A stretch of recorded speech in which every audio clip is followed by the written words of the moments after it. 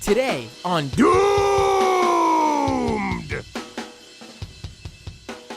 Aliens, debt forgiveness, lizard people, no more taxes, the Illuminati, excommunicated Mormons, and a cult leader called the Dove of Oneness.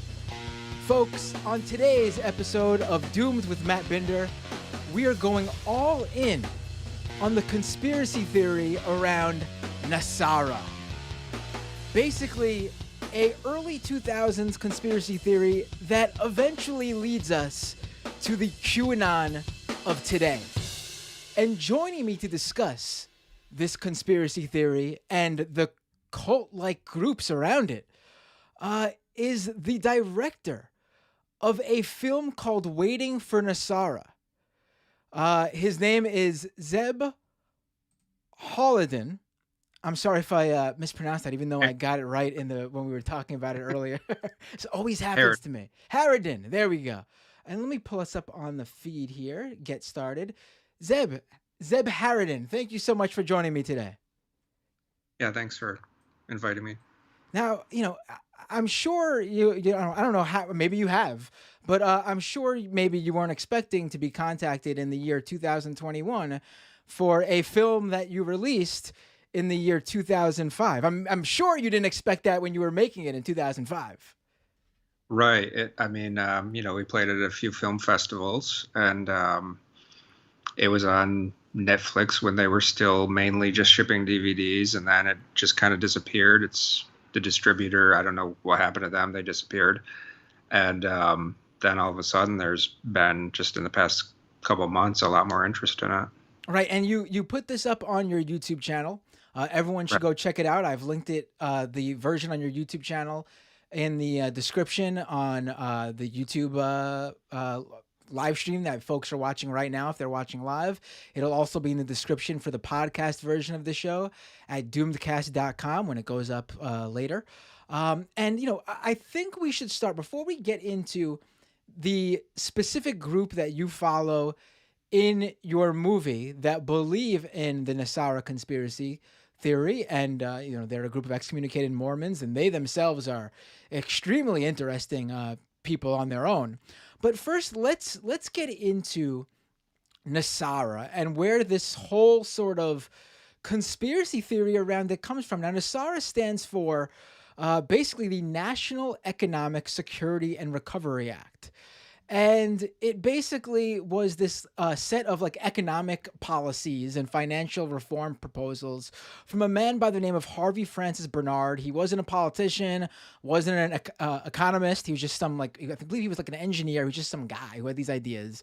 He distributed his ideas to two members of Congress, but nothing ever came from it. And he admitted to such. Yet, it basically takes off because of one woman whose name is Shani Candace Goodwin, who goes later on by the name Dove of Oneness, who develops a whole conspiracy theory around it. Yep. Now, yeah. When did you first hear about the NESARA in general, let alone the conspiracy theory and the people who follow it? Well, when I encountered this group, I didn't know it was a nationwide or worldwide thing. I thought it was just this small group of people. They seemed to be mostly interested, as far as I could tell. My initial perception was they were mainly about UFOs.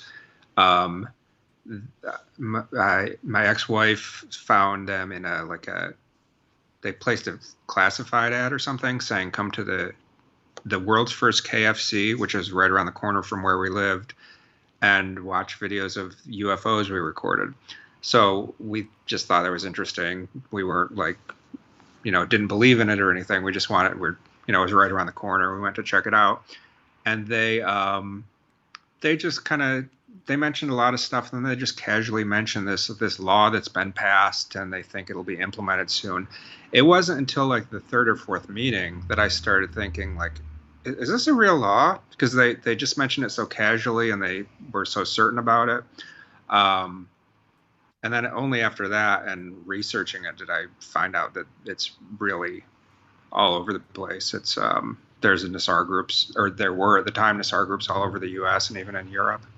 Right. There's a version called GASARA, which is Yeah. basically, instead of it being the National Economic Security and Recovery Act, there was a belief that there was a worldwide version called the Global Economic Security and Recovery Act. Yep.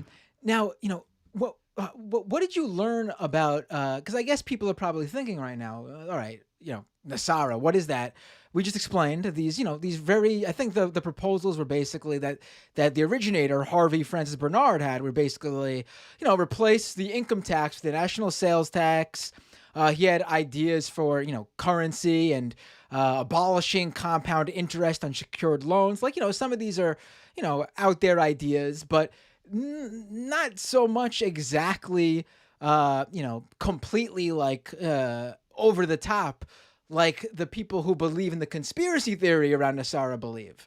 Now, what did they think was going to happen? Like, what did they think NESARA, which again, not a law, never even seen before Congress, yet they think it's a law that secretly passed. What did they think NESARA was going to do for them once it was officially enacted? It was hard to pin down because they said so many different things. I had to watch the footage over and over before I could actually put together a list of what they thought it was going to do. But basically, what this group believed, they thought that the law was going to pass and it was going to give them huge sums of money. Most of these people had been victims of a previous con called prosperity programs. Someone had told them they were going to, it was like, I can get you some money back on your taxes, but you got to fill out this complicated legal form. I'll fill it out for you for $300. And so they'd pay $300 to whoever, and the guy would disappear. So then this woman you mentioned, Shani Goodwin, she started telling people, well, you're going to get that money when NESARA passes. And then I don't know where they were getting all this information. They got it from different sources, but they also believed it was supposed to be announced on September 11th of 2001. So they brought in these 9/11 conspiracy theories that, that the whole attack was to forestall the announcement. Then they came to believe that the Iraq War was going to be another attempt to forestall it. So that's kind of the path we traced as they are waiting up for the announcement before the Iraq War, and that doesn't happen. They thought that aliens were going to come and stop the Iraq War and make sure that NESARA gets announced. I mean, let's just say, first of all, I wish that was the timeline we lived in. I mean, right. Probably better than the timeline we ended up with. But but what's interesting, we're going to get all into that in just a minute, but I just want to make sure that people have this full understanding of what they think NESARA was going to do for them. And it's definitely, like you said, and interesting that you bring up the prosperity funds. Basically, and this is where I actually found this out after watching your film, because I don't think they really mentioned that they were. I didn't know that. I was going to ask you actually if the people that you followed were scammed by that group, that organization. So there was a guy by the name of Clyde Hood in Illinois who ran that prosperity fund you talked about. I think he called it like Omega or something like that, and he basically was just a random guy, had no experience in finance, in banking, but he convinced his people he was like one of like the most powerful people in like global banking, and that he was going to like turn their thousands of dollars into multi-million dollars in just a few years. And they invested in his thing, and Shani Goodwin is one of the women he dupes into investing in him. Now, he comes out once, the FBI or the Department of Justice comes after him, and he comes out and admits that it was all a scam. He's got no experience in any of this, and that he was just scamming people. But Shaney Goodwin, like you said, convinced all these people. It's Shari Goodwin, I think. I'm sorry, my bad. I No, think it is it's Shaney. No, I'm sorry. Shaney. There's so many names in this actually. So Shaney Goodwin actually doesn't even believe the guy who scammed her that it's a scam, and convinces all the other people he scammed that no, the money is coming again, like you said, and eventually that turns into the NESARA conspiracy, which to this day is the belief that the IRS is going to disappear once this is enacted. Their mortgage goes away. Any debt they have, credit card, taxes, whatever, gone, clean slate. Life is great. The whole world lives in harmony and peace because they all have newfound riches and zero debt. I mean, again, I wish. It sounds great, but not reality. right. Yeah, they kind of believed every conspiracy theory they heard of, and it's hard to sort out a lot of what you're mentioning. I also didn't learn until after the documentary was done. Shaney Goodwin, for example, I knew her as the Dove of Oneness because they would read reports from her website, and I never met her. She lived in Washington. This group was in Utah. I didn't learn about her until after the movie was finished, and someone who works at the Tacoma Tribune, I think was the newspaper, published an expose on her. Apparently she lived, I live in Seattle now, and I had moved after finishing the documentary. Apparently she lives nearby me. And yeah, so that was the first time I heard of her. There were a number of other people too who were doing this same kind of stuff. There was Sheldon Neidl. He was more of a UFO guy who was doing the same kind of stuff. You mentioned Clyde Hood. I think who they were conned by was actually various copycats of Clyde Hood, because after he got put away, other people just picked up on his innovation and went and tried to scam more people, and used his name and the term prosperity program and prosperity fund because it was already known among this circle of people. Right. Now that's really interesting because I was thinking, when reading this, obviously Shaney starts, her own grift Yeah. by putting forward this NESARA conspiracy theory with basically the audience she already created, because she basically started her website convincing people that Clyde Hood's Omega investment was going to work out for all the people who invested in it.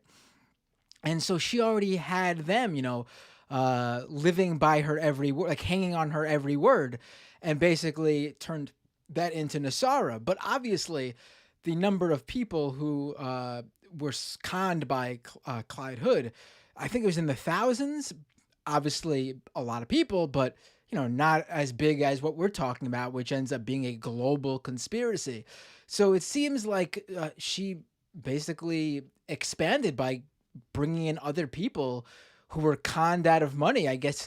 Now, I don't know if she just had a good storyline to send them, being that she already crafted it with the Omega people who got scammed by Omega, the Omega victims, or if she just realized that these are the types of people that are easy to con.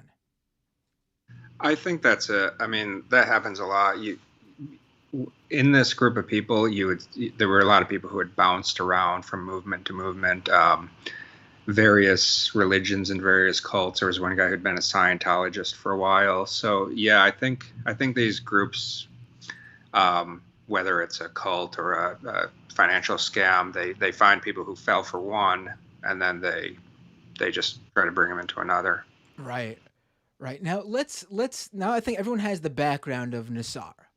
And obviously we'll be going back and forth a little bit, but now let's get into the group that you followed for your documentary, Still Waiting for NESARA. I'm sorry, Waiting for NESARA. The title, I titled this episode of the show, Still Waiting for NESARA, because literally there are, to this day, people, like we mentioned early on, and we'll get into more towards the end. I mean, NESARA basically, not only, it doesn't only, foreshadow QAnon, it literally helps formulate a lot of the terminology and things we later see in QAnon, and also still exists within QAnon, because a lot of QAnon believers, or a good portion of them, also believe in NESARA itself still. But let's get into this group first. So, Open Mind Forum. You said that you found them in the world's first KFC, holding Yep. meetings. Now, I gotta ask. This is in Utah, right? Right. Yeah. Is this It's really? I questioned this when I saw this in the documentary. Is it really the first KFC? Because I mean, I would have assumed Kentucky Fried Chicken, the first one in yeah. Kentucky. There's a story. I think it was a smaller restaurant in Kentucky, but that was the first franchise. I'm probably confused about that, but they're the first something. They call themselves the first KFC, and if you go to KFC's website or whatever, it'll say that they are. So Right, because I was just yeah, thinking if you tried to explain it to the subject of your documentary, they would probably try to convince you otherwise, regardless. everything is confusing in this. Yeah. So, world's first KFC in Utah, where Open Mind Forum meets. Who is the Open Mind Forum?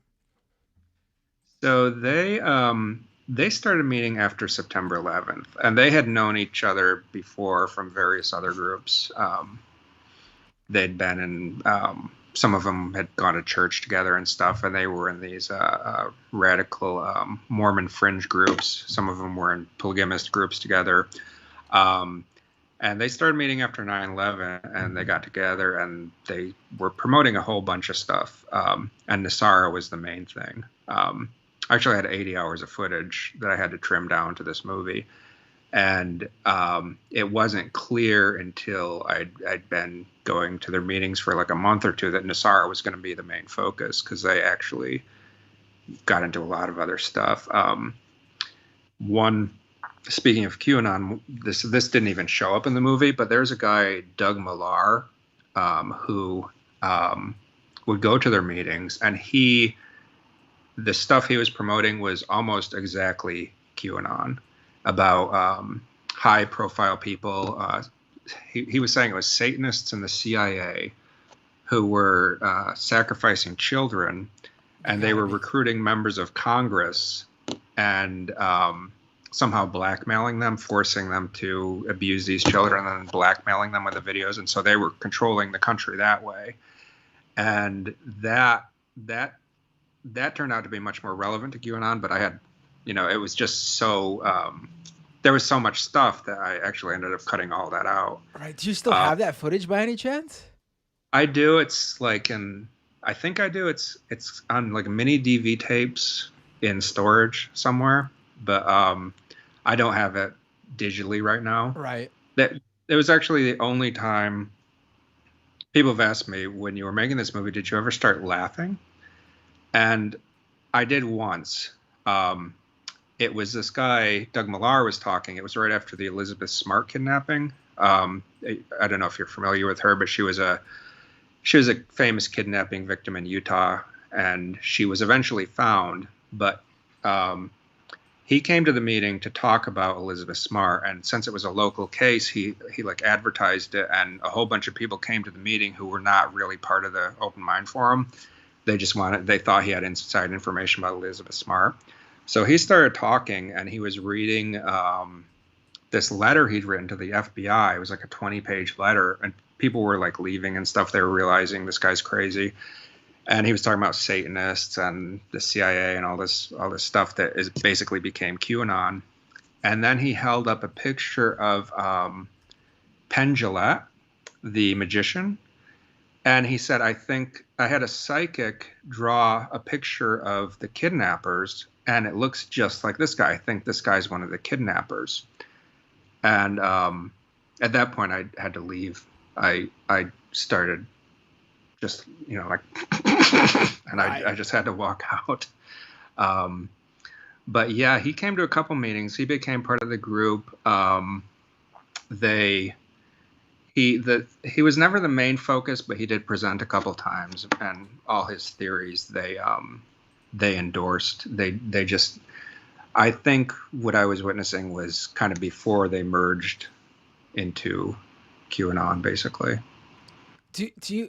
I'm now fascinated by this. I'm ready to go deep into Doug Milar. If you ever have a chance to pull up that footage, I think you got something there. That's right on. Like, that's right on the nose. It's unbelievable. That's Yeah. exactly what QAnon turns into. I mean, sure, there's probably been other conspiracy theories like it, but this sounds almost like I'm starting to wonder if Doug Millar's Q. I don't know if he's still alive. He was a couple of years ago. I looked him up. He had some YouTube videos where he was protesting outside of Bohemian Grove. Is that I think that's what it's called. It's some some place where rich people go to have getaways or something. They go to have picnics and stuff. And I guess there's like some kind of culty conspiracy theories around it. So he was protesting outside of Bohemian Grove, talking about the child sacrifices that he said was going on inside. And this was maybe 3 years ago when I was seeing this. Oh wow, I literally just looked it up and there is videos and yeah, this was I found Doug Millar. Yeah, he's protester Doug Millar approaches Bohemian Grove bussers. Conservative group protests Bohemian Grove gathering. And there's also a Flickr. I gotta dive into this after the show. Now, is there anything else that comes to mind before we get further into what's in the documentary that didn't make it into the documentary that you think might be interesting? Like Oh, there was so much. A lot of health scams. They had one guy whose name I believe was David Gawain, and he claimed to have a machine called a quantum QXCI, quantum zeroid consciousness interface or something like that. And he would tell people that he could cure various diseases and things, but he never brought it with him. He said it was back at his office or whatever, and that he could use it over the phone and stuff. He didn't need to get the device near them. And there were a couple people like that who came there and tried to rip people off of these various health scams. now in your documentary, it basically there's a number of different characters like you said, but it mainly follows this guy Jim. Mm-hmm. And he seems to be maybe this is just how it ended up being portrayed in the film, but he seems to sort of be leading this specific open mind forum group. Is there any did he actually was he actually the person who formed it, or did he end up just naturally becoming the leader because I guess it seemed like he sort of was the one deepest into at least discovering all the different, like keeping the group up to date, like pretty they're pretty old in terms of age, the demographics of the group. There seemed to be maybe some guys in their 30s and 40s, but it seemed to be mostly men and women, maybe 50s, 60s, 70s seemed to have been the main demographic. Yeah, I'm almost sure he was the founder of the group, him and his wife. I'm not 100% sure on that. He was definitely the leader of the group. He had a title, and I put that in the documentary. I forget what it was. But yeah, he was basically the leader of the group. I still don't know to what extent he was conning people versus being a true believer. I think it was a little bit of both, maybe leaning more towards true believer a little bit. But this didn't come up in the movie, but for work, he was selling mortgages.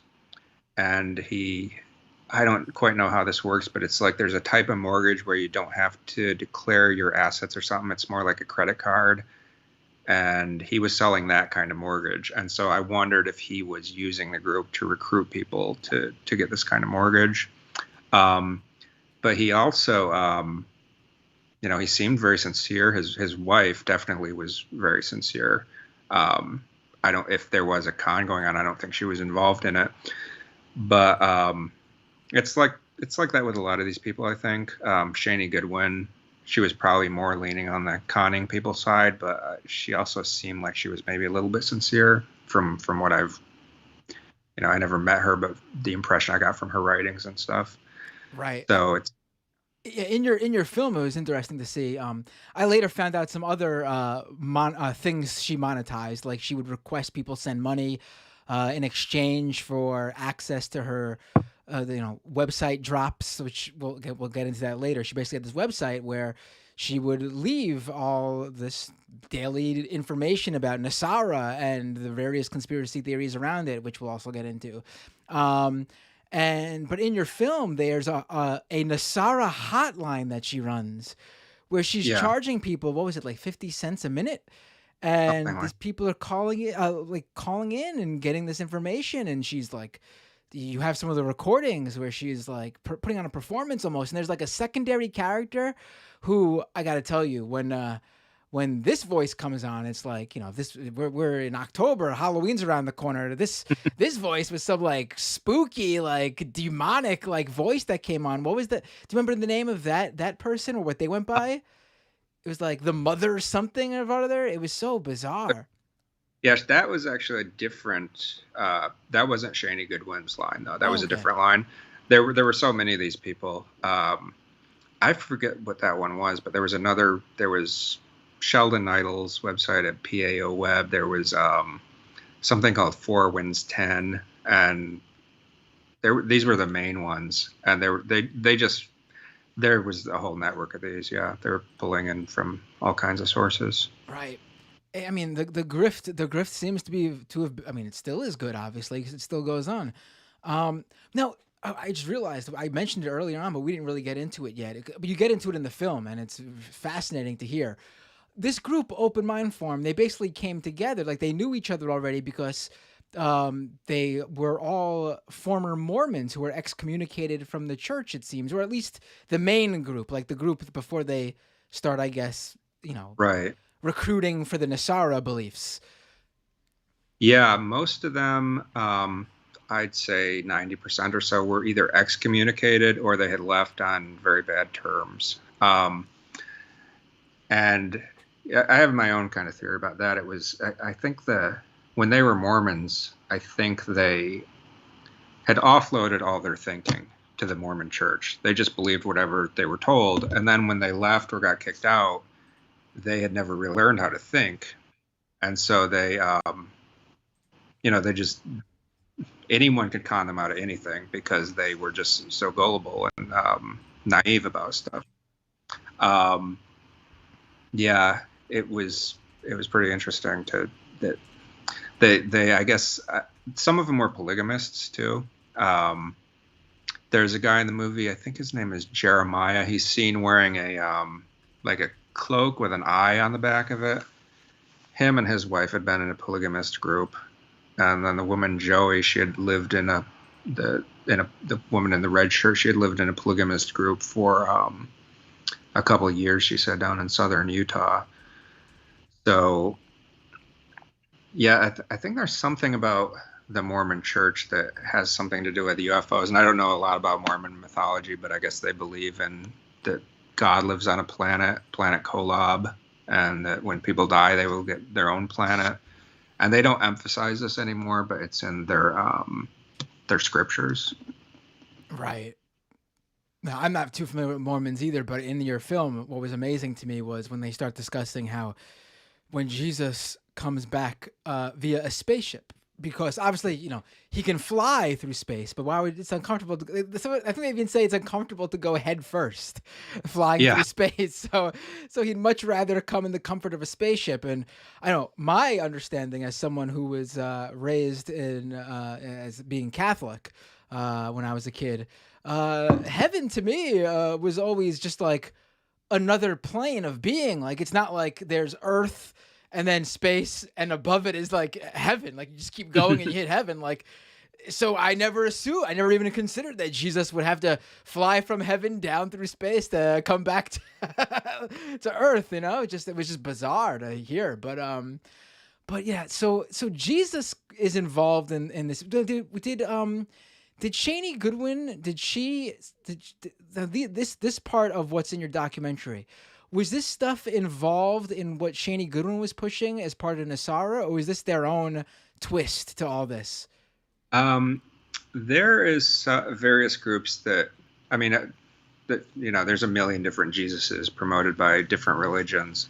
The one they were talking about came from something called Sananda, I think. and also from this guy named Sheldon Neidl, who he was a little bit famous back in the mid 90s because he had predicted that the world was going to end, and he was actually on CNN talking about it, and the world didn't end, obviously. And but he was still around at this point. I don't know what he's doing now, and a lot of the Jesus stuff was coming from him, and their conception of Jesus was stuff he was promoting. Right. And the one thing that I made a point to write down to ask you was where, and I'm probably going to ask you throughout as we hit different things, where their beliefs differed from like what the main NESARA conspiracy is, because they were pushing the White Knights, which is basically, from my understanding, a group of people within the government who was working to further NESARA. Like they were the good guys, like the secret group of people working to further NESARA, and they were working with the aliens who were going to come here and help out to fight the evil Illuminati lizard people. I'm not making this all up. This is part of it all. The part that I cracked up with during your film, it was the part I had to stop it, and I just was when Jim takes great care to basically pull a, like, a not all men, or not, basically stopped and said, listen, I just want to say, while we're talking about all this stuff, not all lizard people are bad. We're just talking about the bad ones. And I just was like, Right. that was just the funniest thing to me, that you would want to, it was like being a woke conspiracy theorist. Like, don't want to offend the good lizard people. Yeah, if I don't think anyone noticed this except me, but right before he says that, he says, "I suspect we may have reptilians even within the open mind forum." And when he says that, if you watch his eyes, they go right to me. And I wondered if he thought I was a reptilian. He was watching for my reaction. Because we had a falling. When I was making this movie, I don't know how you feel watching it, but I don't feel like I was making fun of them. I was just kind of letting them talk. And I try to make a point of that. I obviously don't agree with them, but I didn't think I needed to explicitly disagree, because it's just kind of obvious what they're saying is not true. But so I never told them, like, this is a bunch of crap, and or anything like that. I never said what I believed, and I think a lot of them just assumed that I believed in this. And then after the documentary came out, Shani Goodwin heard about it, because the guy at the Tacoma Tribune who wrote an article about us, and she got really mad. She called Jim. I guess she lectured him and told him he'd ruined everything by letting me film. So that turned him against me, and he got really mad at me. He told me after that he had thought I might be in the CIA when we first came in. When I first started making the movie, he thought I might be a CIA operative, and they were very cautious about letting me film. Oh, wow. I mean, I just want to say, for people who haven't seen this movie, it is literally just them talking. You don't provide any narration, which I think is actually genius to do for the fact. I mean, it does, I guess, make it a little bit, jarring to first start, and like to have these people who are already so deep into it try to set it up. But I think you do a good job in the editing by doing that. But by not providing any narration, literally, I don't think there's any way they can argue that you were doing anything other than just presenting the very words they were saying. Like, there's no way I think anyone could watch that film and say you added really any sort of commentary. Like, what you walk away thinking in that film is put forth by the very subjects, because that's all who talk in the film. Jim and other people in the group who you spoke with. And to me, I definitely don't think you were making fun of them, because there were various points, and I watched the movie by myself, and then also I did a stream with with my subscribers, basically, where we watched the film and I added some commentary with my thoughts. And I basically said it multiple times, but especially in the end, as my takeaway is that, I mean, this is just another.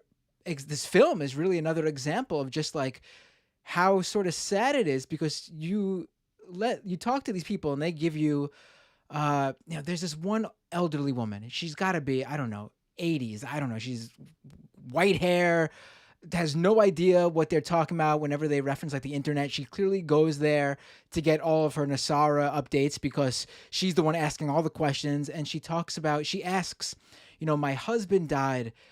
When the aliens come and the spaceship comes to take us, will he be there? Like, will I be reunited with him? And this guy's basically says, "Of course you will." And that sort of really disgusts me, because this guy's obviously bullshitting. He doesn't know, and he's just preying on this poor woman who clearly is distraught over the loss of her husband and who knows what else, whatever debt she's been left in. Obviously, being that that's the major feature of NESARA, and here she is just grasping for anything because she's so lost and unable to make sense of what her life is at this point in her life. And it's just like, I feel like that's totally what happens to anyone who gets into any of these conspiracy theories. They're just searching for an answer to explain whatever hardship they're currently going through. Like, I felt bad for these people, to be quite honest. Yeah, that was an interesting interaction, because the guy who said, of course, that was John, and I don't know quite what his issue was. I think he may have been schizophrenic.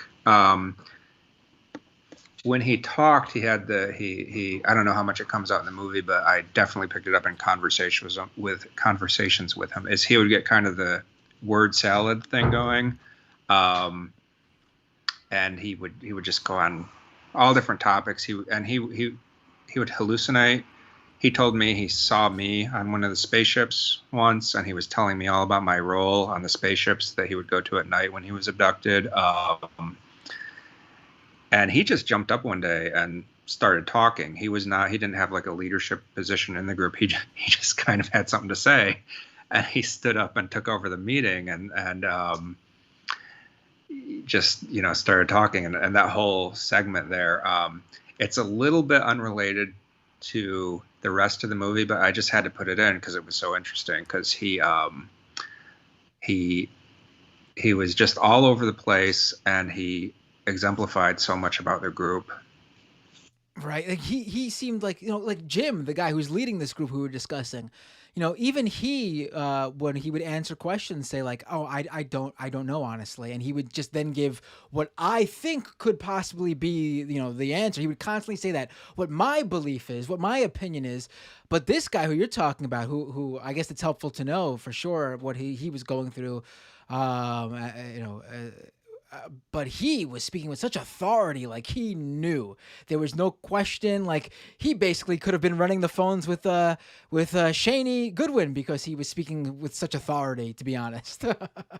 Yeah, and he was a person who got conned out of a lot of money too, and he told a story, and it was hard to piece together because, again, he had like the word salad thing going on, but I think he got in a motorcycle accident and got a head injury, and wasn't the same after the head injury. But also, I don't know if that's true, or if he just imagined it, but that's what he would say. Oh, okay. I mean, again, knowing what this now, it just adds another layer to that whole idea that we are dealing with people who are going through a lot and are unfortunately not equipped to handle what they're going through based in reality. So they need to create this imaginary whatever it is, or grasp onto whatever imaginary thing that someone is telling them. One thing I gotta mention, because I when I was watching it and I realized what date I asked you to come on this show, and I swear to God it was not on purpose, but there's one date mentioned in the documentary, one date only, and it's the date that the aliens were going to come with the spaceship to take everybody away. And that date is October 21st. Okay. And I was like, oh my God, I asked you to come on October 21st. So just want to say, if by any chance, while you're watching this, me and Zeb are all of a sudden just transported to another state of being. That's why, maybe. But that was just so, Now, was that part? Because I believe, the Dove of Oneness, Shani, is she included the aliens and all that. But what was the whole being like almost like a rapture type thing? Was that their own thing because of their religious angle, or was the Dove of Oneness, instilling that in their heads too? I think they were getting it from her and from other sources, and it was interesting. I never believed any of this. I hope that's obvious, Right. but at this point, but I had a dream about it at one point, just from being in the group so much. I had a dream that NESARA was happening, and it was like an ecstatic dream, much the way I imagine they would feel about it. It was something like um, there was some wall collapsing or something, and it was strange. I mean, I don't believe in any of this, but just from being around it and being around their energy, it obviously did something in my subconscious that made me have a dream about this. I think it's just something about. I don't know if I could pinpoint if it was Shani Goodwin or another source or the religious background, because I think it's just kind of something about being human that people tend to go towards this stuff. Even people, I don't know if you've ever heard of what's it called, the singularity. There's people who are like science oriented, who aren't religious at all, who believe that there's going to be some event when artificial intelligence becomes so great that it changes everything. And you see this pattern in a lot of different types of philosophies. Right. Right. So I think, yeah, just they just adapted it into that thing from the universal unconscious or whatever. Right. Now, uh, and this continued. The Nasara belief sort of really continued for quite a while, but there were a few dates that sort of and it's mentioned in the film, and it's part of Nasara lore, where they believe, Nasara, again, the actual law they think was secretly passed that would enact debt forgiveness and the abolishment of the IRS was when it was supposed to happen was 9/11 when it would have been enacted. But then, and this is the fascinating part to me, George Bush, again, this is a right wing conspiracy. Was one part where they even mentioned they don't consider themselves right wing, but it's clear they are based on all their beliefs and religious fanaticism.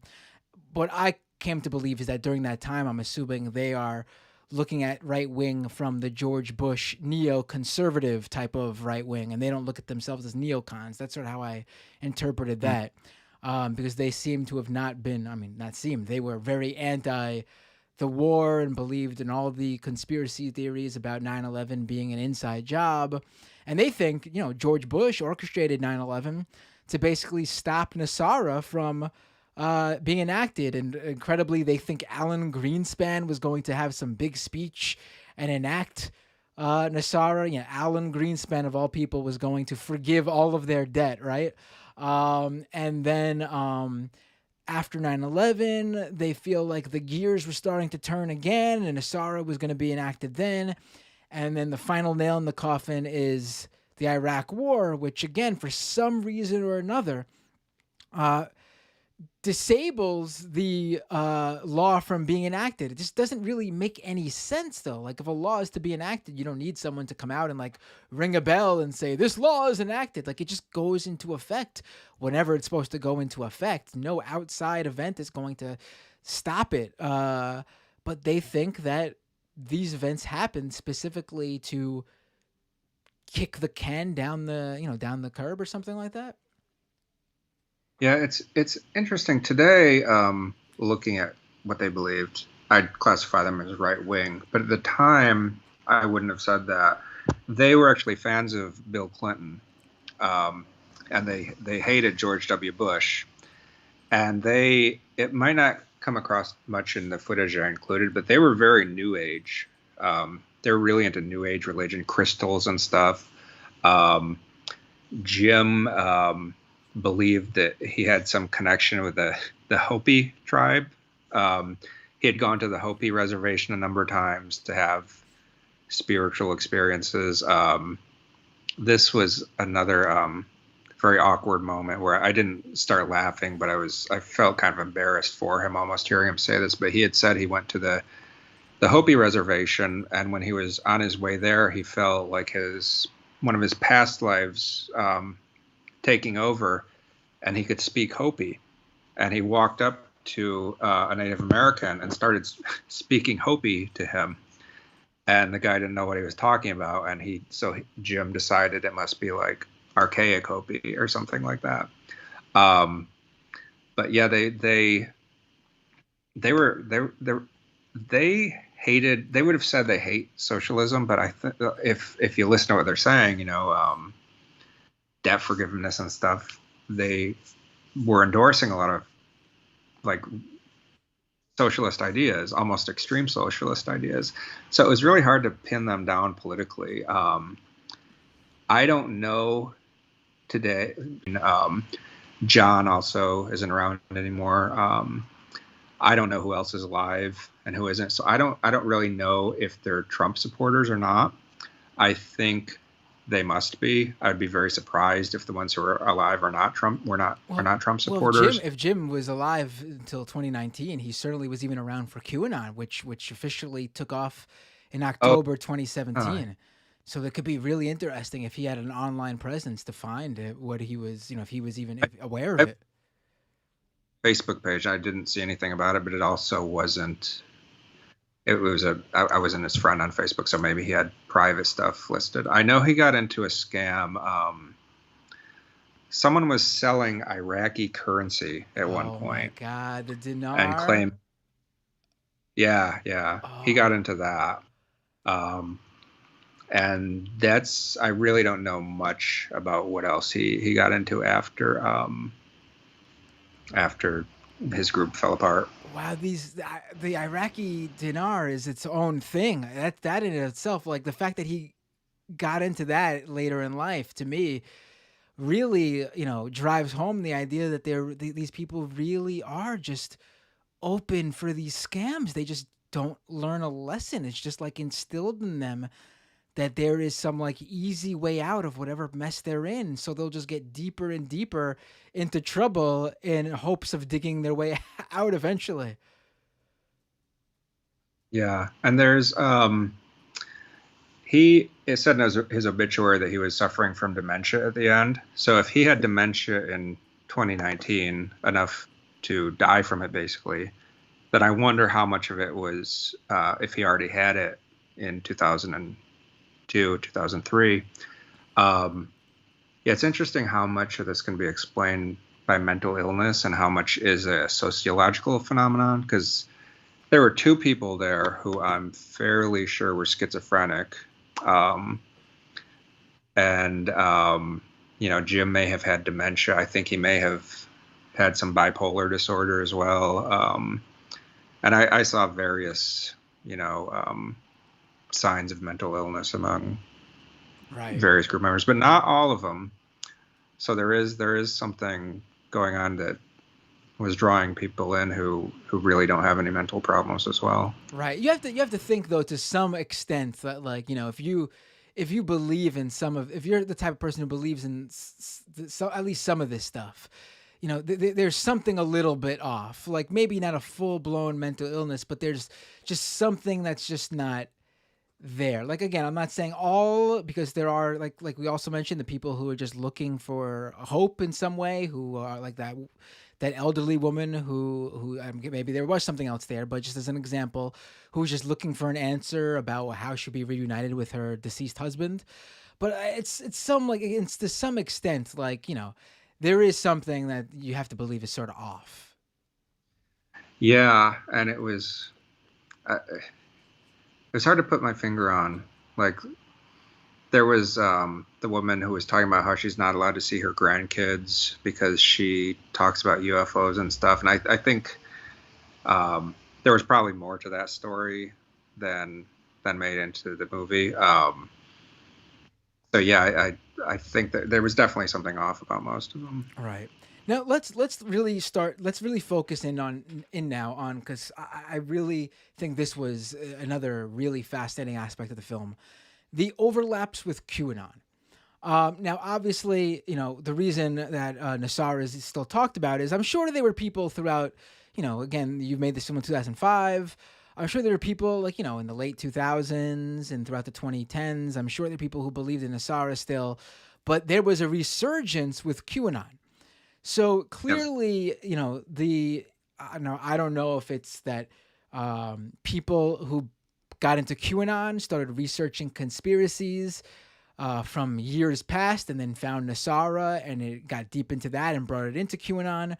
Maybe it is a little bit of that, or it could be that the NESARA people who have always been here in the background also, obviously, they're open to this type of stuff. So they also got into QAnon and then brought the NESARA belief that they've already had with them and then recruited more people from QAnon into the NESARA beliefs. It could be a mishmash of it all. I'd be interested actually in what you think might be the case. Um, I think that whoever first started it probably he seemed to be working from the Nasara playbook because the way he was, I guess he was posting stuff on a site and saying he had some inside information. That's exactly what Shaney Goodwin was doing. Um, so I'd be surprised if whoever that was didn't have some knowledge of Nasara. Right. Um, I think among the followers, it's probably I'm just kind of guessing, but they probably knew about Nasara or had heard about it or something. But Nasara was relatively a small percent of the population. QAnon is much bigger, so there's something else going on too. I do know that the guy who there was somebody a year or two ago who was setting fires on purpose in California, and he was a QAnon guy, and he knew all about NESARA also. Um, so at least among the hardcore ones, I think they probably evolved from NESARA to QAnon or something like that. It's I don't really have any inside information about it, but I'm based on what I know of this group and their psychology, I think that there's probably a direct line, at least among some of them. Right. Now, someone in the YouTube live stream chat asks, is Shaney Goodwin Q? And here's the thing. Now, this would if she was still here, it'd be fascinating. She died in 2010, I believe it was. Yeah, she died not long after. Well, I guess it was a couple of years after the article was published in the Tacoma Tribune about her. Right. Now, now to give people an idea here, like, so she doesn't see any of this. She has no idea. I would have been fascinating to hear what she would have if she was around. But if anyone's wondering, because Q, Q, the anonymous, user, an online user that everyone in QAnon basically followed his drops over the years, or her. We don't know who it is, even though people believe it's Ron Watkins of Akun. For those wondering, Q hasn't posted since December of last year, yet QAnon continues. So for anyone's wondering just how long a conspiracy theory can go, once you remove like its leader, Shaney Goodwin's been dead for more than a decade, and NESARA continues.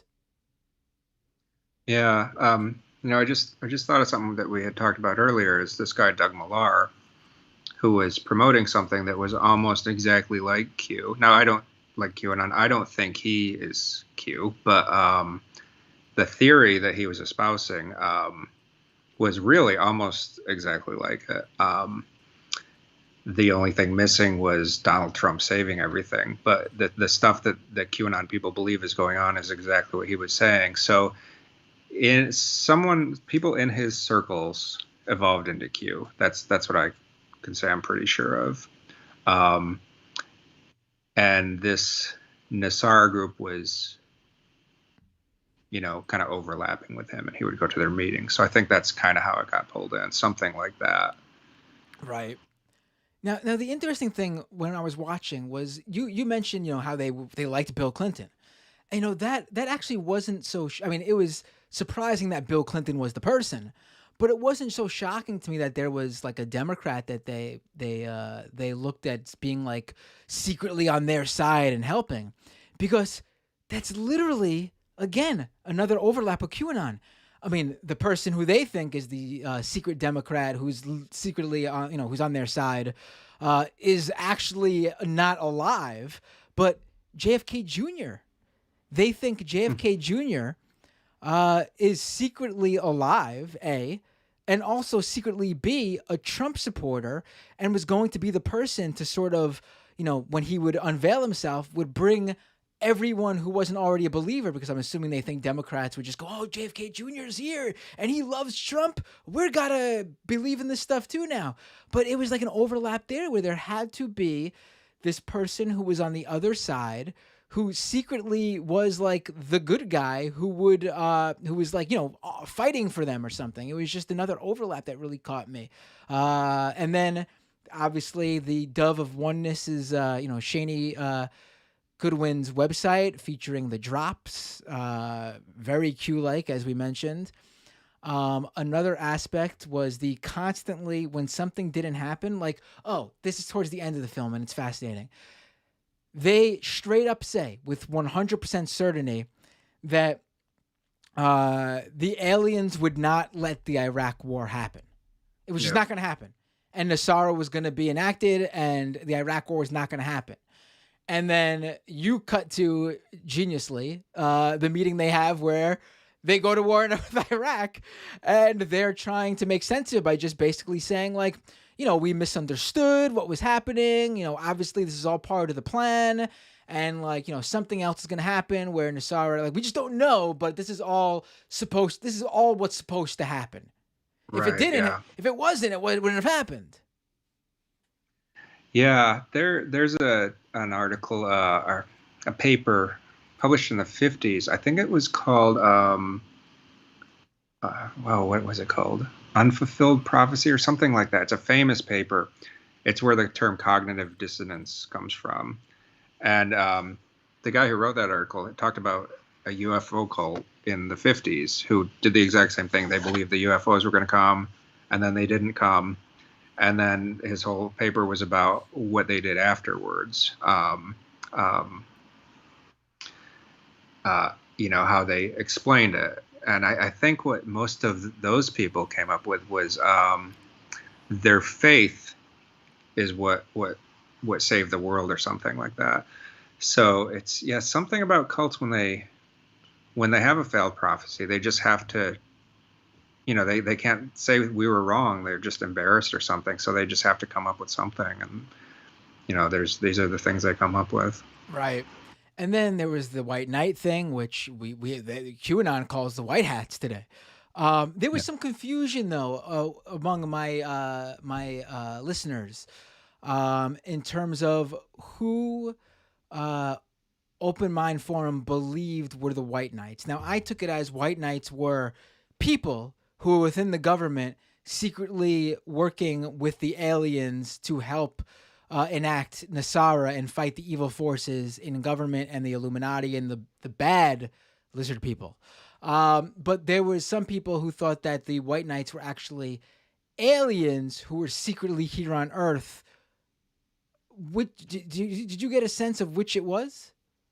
When they used the term White Knights, I think they were talking about humans in government, like people who they basically believe Trump was now, people who were outsiders who'd gotten themselves into the government who were going to change things. Right. Okay. That's what I thought. Now, to bring this whole QAnon overlap to a close, unless you could think of another thing that I'm missing, and this is something I found out after the documentary, watching the documentary. Now, for people listening, remember Harvey Francis Bernard.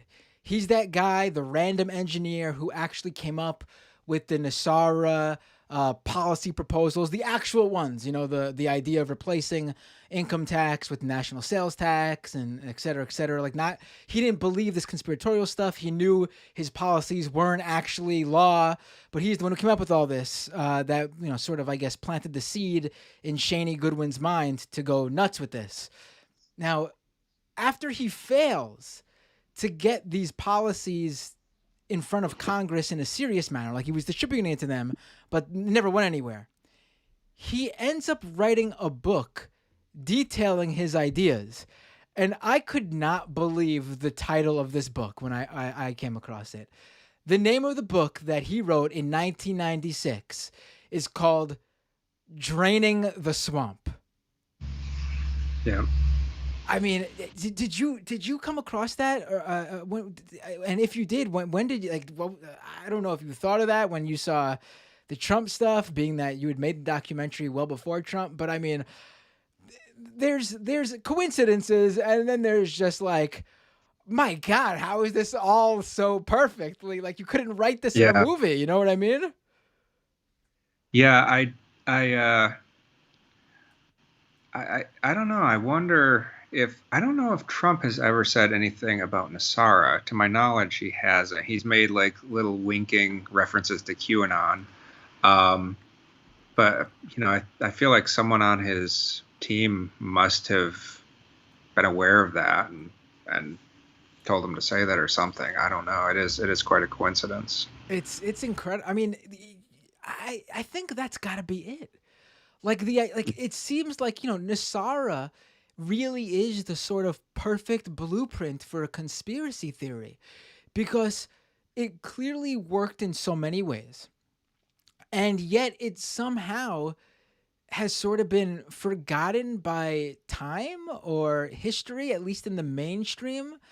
Like, we hear all, like, we at least, I think, come across all these different conspiracy theories, like, who killed JFK, and the Illuminati is a whole thing, and the lizard people and the Bilderberg group and all these other random conspiracies. But NESARA, this conspiracy theory that actually was like making people money and funding like an entire like underground economy, it seems like, of conspiracy theorists. I mean, I honestly, again, I was a college student when when your film came out, and obviously I was in high school when 9/11 happened. So when Shani Goodwin is really launching her prophecies. So I don't know how it got like lost through time, but like until QAnon, I really had not heard of NESARA.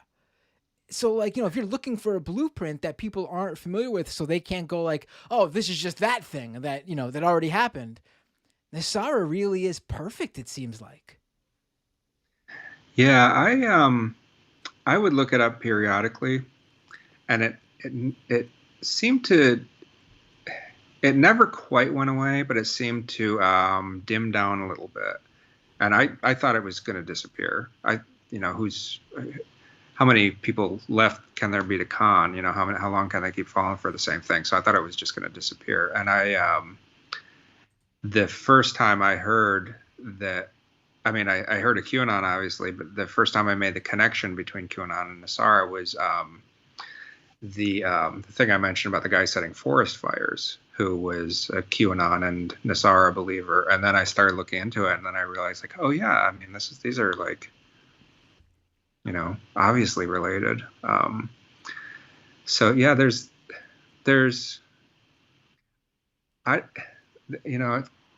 people were just meeting in our neighborhood, right in the KFC, and I just wonder, like, what's going on within a mile from me right now. The next new conspiracy theory. There's strange people in the world, and they find each other, and they create these cults. So I mean, that's really a perfect way to I think, wrap this up. But I will say this, like, when I was researching this, like, you are, to my knowledge, unless there's some like small unreleased film out there that's even like, just never got anywhere off the ground. I could not come across any other films, short, full length, or otherwise, about NESARA. You really seem to have hit something that was prescient both then and now. I don't know how else to really say, like, the idea that like something that, And there's that like you mentioned, there's that article in the what was it, the News Tribune, The uh, co- that like Tribune. really goes into the conspiracy theory back in 2004. Other than your film and that though, like Nasara is just basically being told by the people who believed in it. It's Yeah. literally like just your film and this News Tribune article that's telling the history of it through the critical lens and not through the lens of the believers. Yeah, I think that's right. I've never come across anything really. I mean, I see there was a website called Quatloose at one point, um, where people were like kind of, I guess they were trying to get people out of cults or get people out of Nasara. That was their thing. Um, but they were not. I mean, that was just a small website discussion page or something. But yeah, I've never come across anything else that dealt with it. Right. I mean, it's something that I think should be. You should definitely, if you ever get a chance, dive back into those tapes and see that, especially for what was his name again, Doug Milar. Yeah, That's Doug Milar. Yeah. that's incredible. I gotta actually dive into that guy and see if I could pull up. Maybe he dropped some. Maybe he dropped some Q drops of his own back in the early 2000s that I could find. Um, Yeah. so Zeb Haradon, director of Waiting for Nasara, thank you so much for joining me to talk about your film that came out 16, 17 years ago and is more relevant now than maybe even when it came out, to be quite honest, when Nasara beliefs were still going.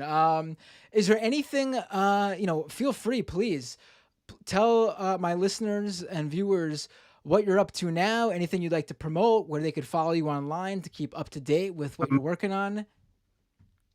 I haven't been involved in film in a while. I've been writing books, fiction books. If anyone wants to check that out, I have a website. It's just my name, zebharadon.com.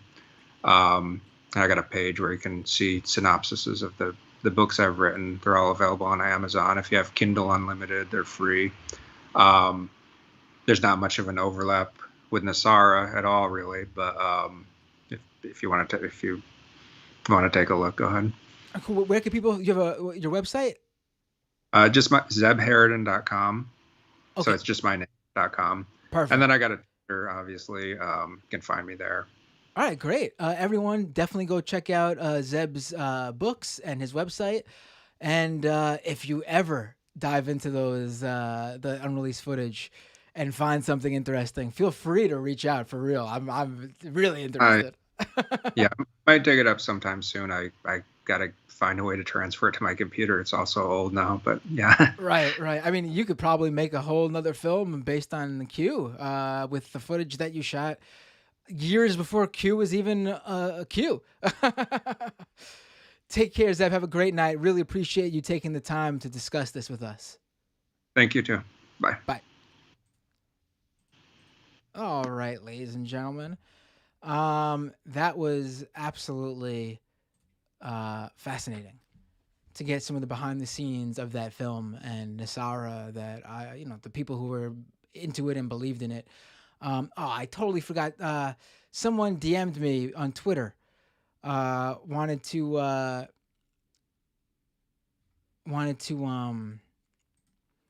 for me to ask about theosophy. Theosophy. I honestly don't know what that is. I don't know if Zeb knew what that is. So maybe, I don't know if we would have had an answer, but I could definitely reach out to him and see if he's familiar with it. And then let you guys know next time.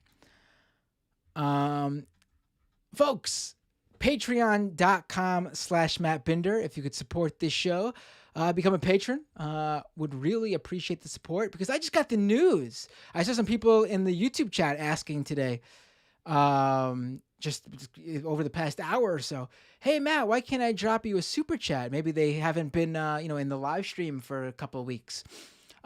So in late September, my channel got demonetized for breaking YouTube's reused content policy. Now, what does that mean? YouTube basically says that if you want to have your channel monetized, you need to post original content. They don't want you basically just ripping stuff from other channels and reposting it on your own channel and making money off of duplicated stuff. Seems reasonable. I agree. It even seems reasonable. It has nothing to do with copyright. It's not a copyright strike. In fact, if you get permission from the copyright holder of that video you reposted from another channel, that doesn't even matter. If that makes up the bulk of your channel, YouTube, even if you sign deals and are paying them and it's all, legal and perfect and no one's complaining, it does not matter. You cannot have a monetized channel that's primarily reused content. Basically, stuff from other channels that you just rip, upload on your channel, and make money off these duplicated pieces of video that already exist on YouTube. Somehow, though, this channel, my channel, the one that is made up entirely of content where I literally make it myself while streaming it live on YouTube, producing it in real time, like you guys are seeing me create content that never existed before this very moment right now as I create it live on YouTube. Somehow my channel got flagged as being reused content. Does it make any sense? No. Do I think I'm being censored or my free speech rights are being taken away like some contrarians or right-wingers would say, to take advantage and, bilk people out of money by convincing them that that's what's happening? No, that's not happening to me. What's clearly happening is there's something is screwy with YouTube's automated systems, and somehow, for some reason, I am being flagged for having reused content. Whether it's like, my assumption is that maybe one of the debates I did with maybe Michael Tracy or Convo Couch, which was streamed on their channel, and then I put it on my channel too, because it's my content too. That was the deal with them. And I'm in the video. It is my original content. I produced it because I'm in it.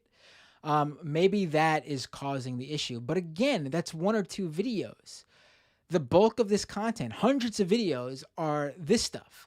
Me talking to you guys, creating content live as I interview guests or discuss the news, produced in real time, never before existed. Well, anyway, with all that said, I got demonetized for that reason. I appealed, reapplied for monetization, and literally earlier today, just hours ago today, a month after I got demonetized, YouTube said they reviewed my channel and they are denying my application for remonetization for the same exact reason, reused content. I mean, again, if I was breaking some YouTube policy, they didn't want to do politics anymore, they had a problem with a piece of content I had, specifically, they said it, what I said broke their policies, whatever. I mean, it is what it is. That's their policy. They told me what I did it, and I would abide by that, by that ruling. But I'm not like, they're it's a private platform, right? They could do what they want. That's what I say to conservatives when they cry about getting banned or suspended. I believe that same thing for me. My issue here, though, is that what they are saying happened did not happen. So if they'd like to give me another reason that fits, I'll accept it. Until then, they're giving me a reason that doesn't fit, so I will complain. So I wrote an email to them. We'll see what happens. They said they will look into it because I complained on Twitter. You should all tweet at them at Team YouTube on Twitter. That's the YouTube support, the one that's actually monitored by people, like by human beings. That's the support Twitter at Team YouTube. Tell them to remonetize me. But until then, the only way to support this show is patreon.com/MattBinder. Subscribe if you can. It's a monthly fee of whatever you'd like to give. I asked for $5. If you could only give less, totally cool. If you'd like to give more, even cooler. If you can't give anything, I completely understand. Please, this is only directed to people who are saying, I always wanted to support Matt. I got the money. Let's do it. If that's not you, please don't, take care of yourself, your family. That's always what I want you guys to do. Don't don't dig yourself in a hole to support this show. Take care of yourself first. And when you got, when you're doing well, then you could thank me for providing you with this stuff. Let me thank the latest patrons, though. When is the last show? Let me see. So last week, let me go back into the archives here and thank the patrons who joined this show since the last episode. We got Heath Evans. Oh, sorry for saying your whole name. I'm sorry. I'll Heath E. Blaine H. Conspiratheory Impostulator. Sugar-free Sugar Skull. Steve. Just Steve. And Mike D. Thank you so much for becoming patrons and supporting this show. Your support really does keep this show going. Both, the subscriber half will be going into right now, and really the whole thing, the freebie one. I can't do the show without, a little bit of financial help to pay for the various hosting fees, the equipment I need. It helps pay the internet too, which I specifically have to get a higher internet package to make sure that I come through with such beautiful quality video. Because Spectrum's lowest tier of internet package sucks. We really are close to 300 patrons. If we could hit 300, in the next couple of weeks, I'd be so pumped. If we could hit 500 by the end of the year, I'm asking for a lot there. That's maybe 400 we could hit. But either way, if we could hit some sort of landmark by the end of the year, I'd be pumped. So doomedcast.com for the podcast version of this show. Go to ratethispodcast.com/doomed for all the links to where you could leave podcast reviews for this show. Please do so, even if you don't listen to the podcast version of this show, especially on Apple Podcasts. Reviews really help give this show, get the show in front of more people, to be quite frank. It boosts it up the rankings. Oh, follow it on Spotify. Search Doomed with Matt Binder on Spotify and follow it. Even if you don't listen to it on Spotify, Spotify tracks those numbers of people who follow it on there. What else? At Matt Binder on Twitter, twitch.tv/Matt Binder. Subscribe on Twitch. I'm going to probably do some Twitch exclusive stuff and monetize myself on Twitch because this YouTube thing's ridiculous, and I will use Twitch more if YouTube does this, keeps doing this, to be quite frank.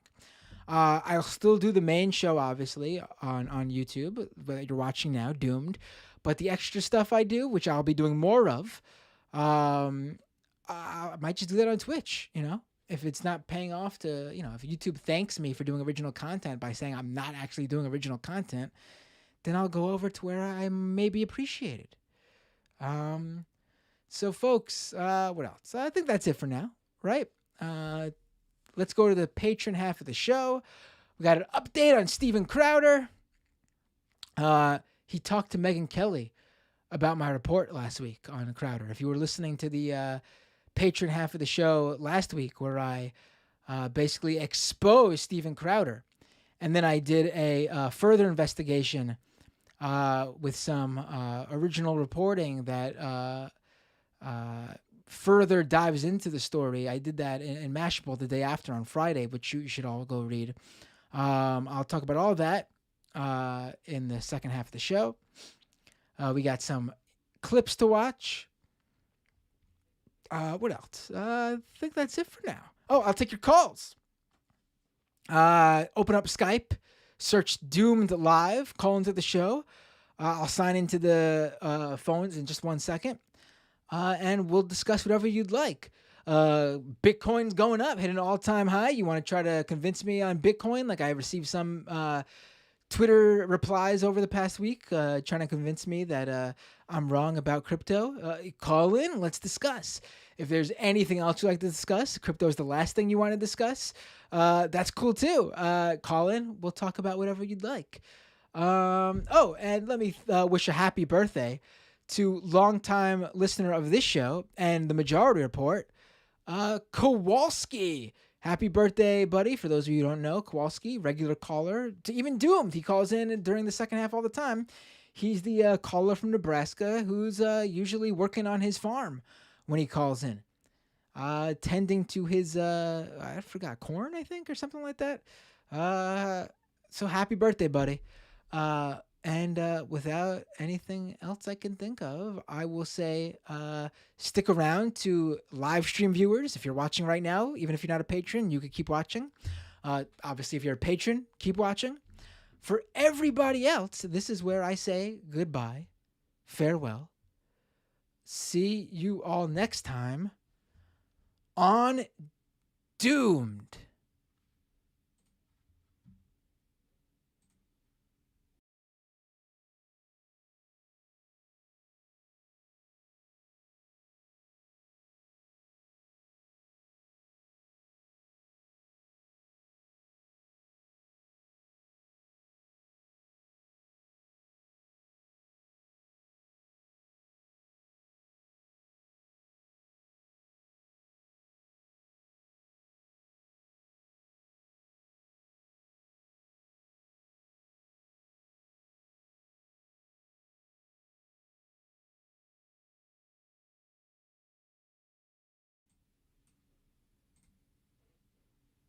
All right, we are back. Ooh, my green screen's not fully. What's going on over there on that side?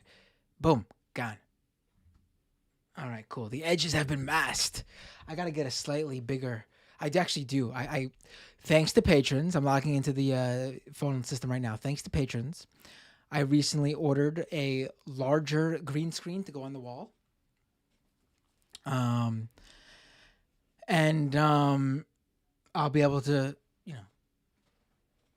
I'm actually cropped a little bit too because my green screen is smaller, and hopefully that could fix some ongoing issues. Everything, really everything that comes from Patreon, I put into the show.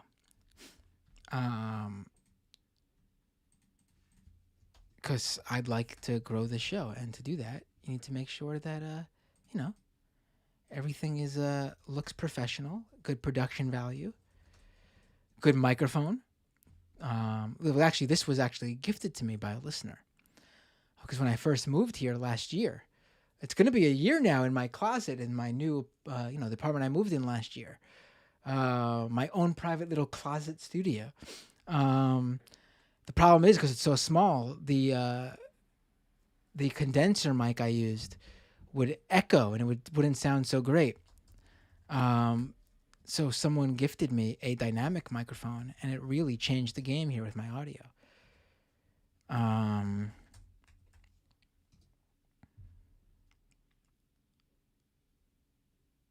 All right, logged into the phone system if you'd like to call in. Oh, I see we already have a few missed calls. Let me let them know to call in. And then we'll get to Crowder in a second. My mic is a little bit too loud. All right, that should fix that. Andy says, "What mic y'all working with?" This is the it's right here. It's Shure MV7. Oh, we got some calls right now. Let me take this. Hello, what's your name? Where are you calling from?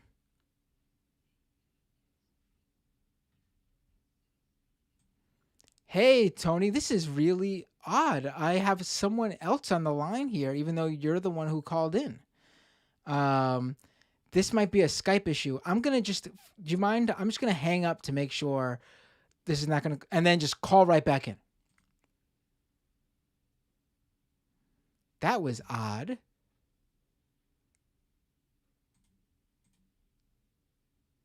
That was bizarre.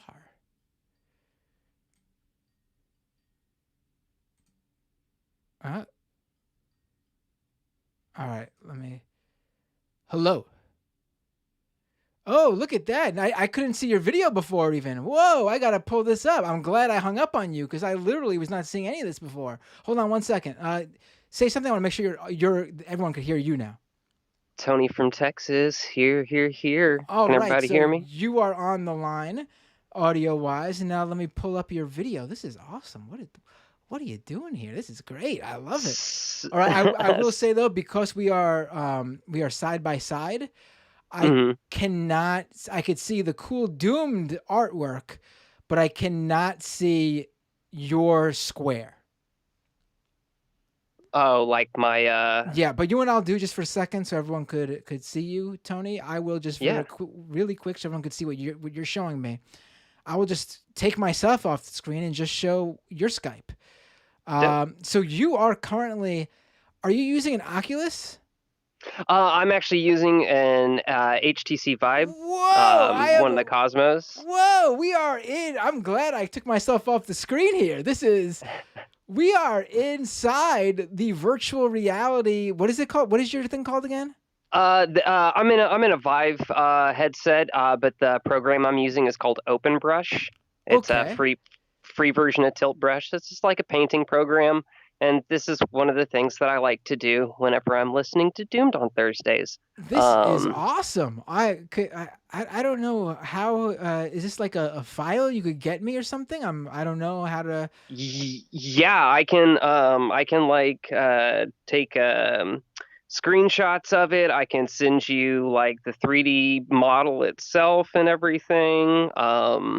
So I can format it for you a couple different ways. But yeah, thanks. I was doing this during the interview and just like did a screen grab of your little title card whenever the stream is getting ready to start, and decided to draw this up while listening to another awesome interview today. I will say that when I threw that title card together, I just was looking for like a really lazy way of putting the logo up, but you made it look awesome with this artwork. It looks really like integrated as like an actual as if I actually planned it to look like that.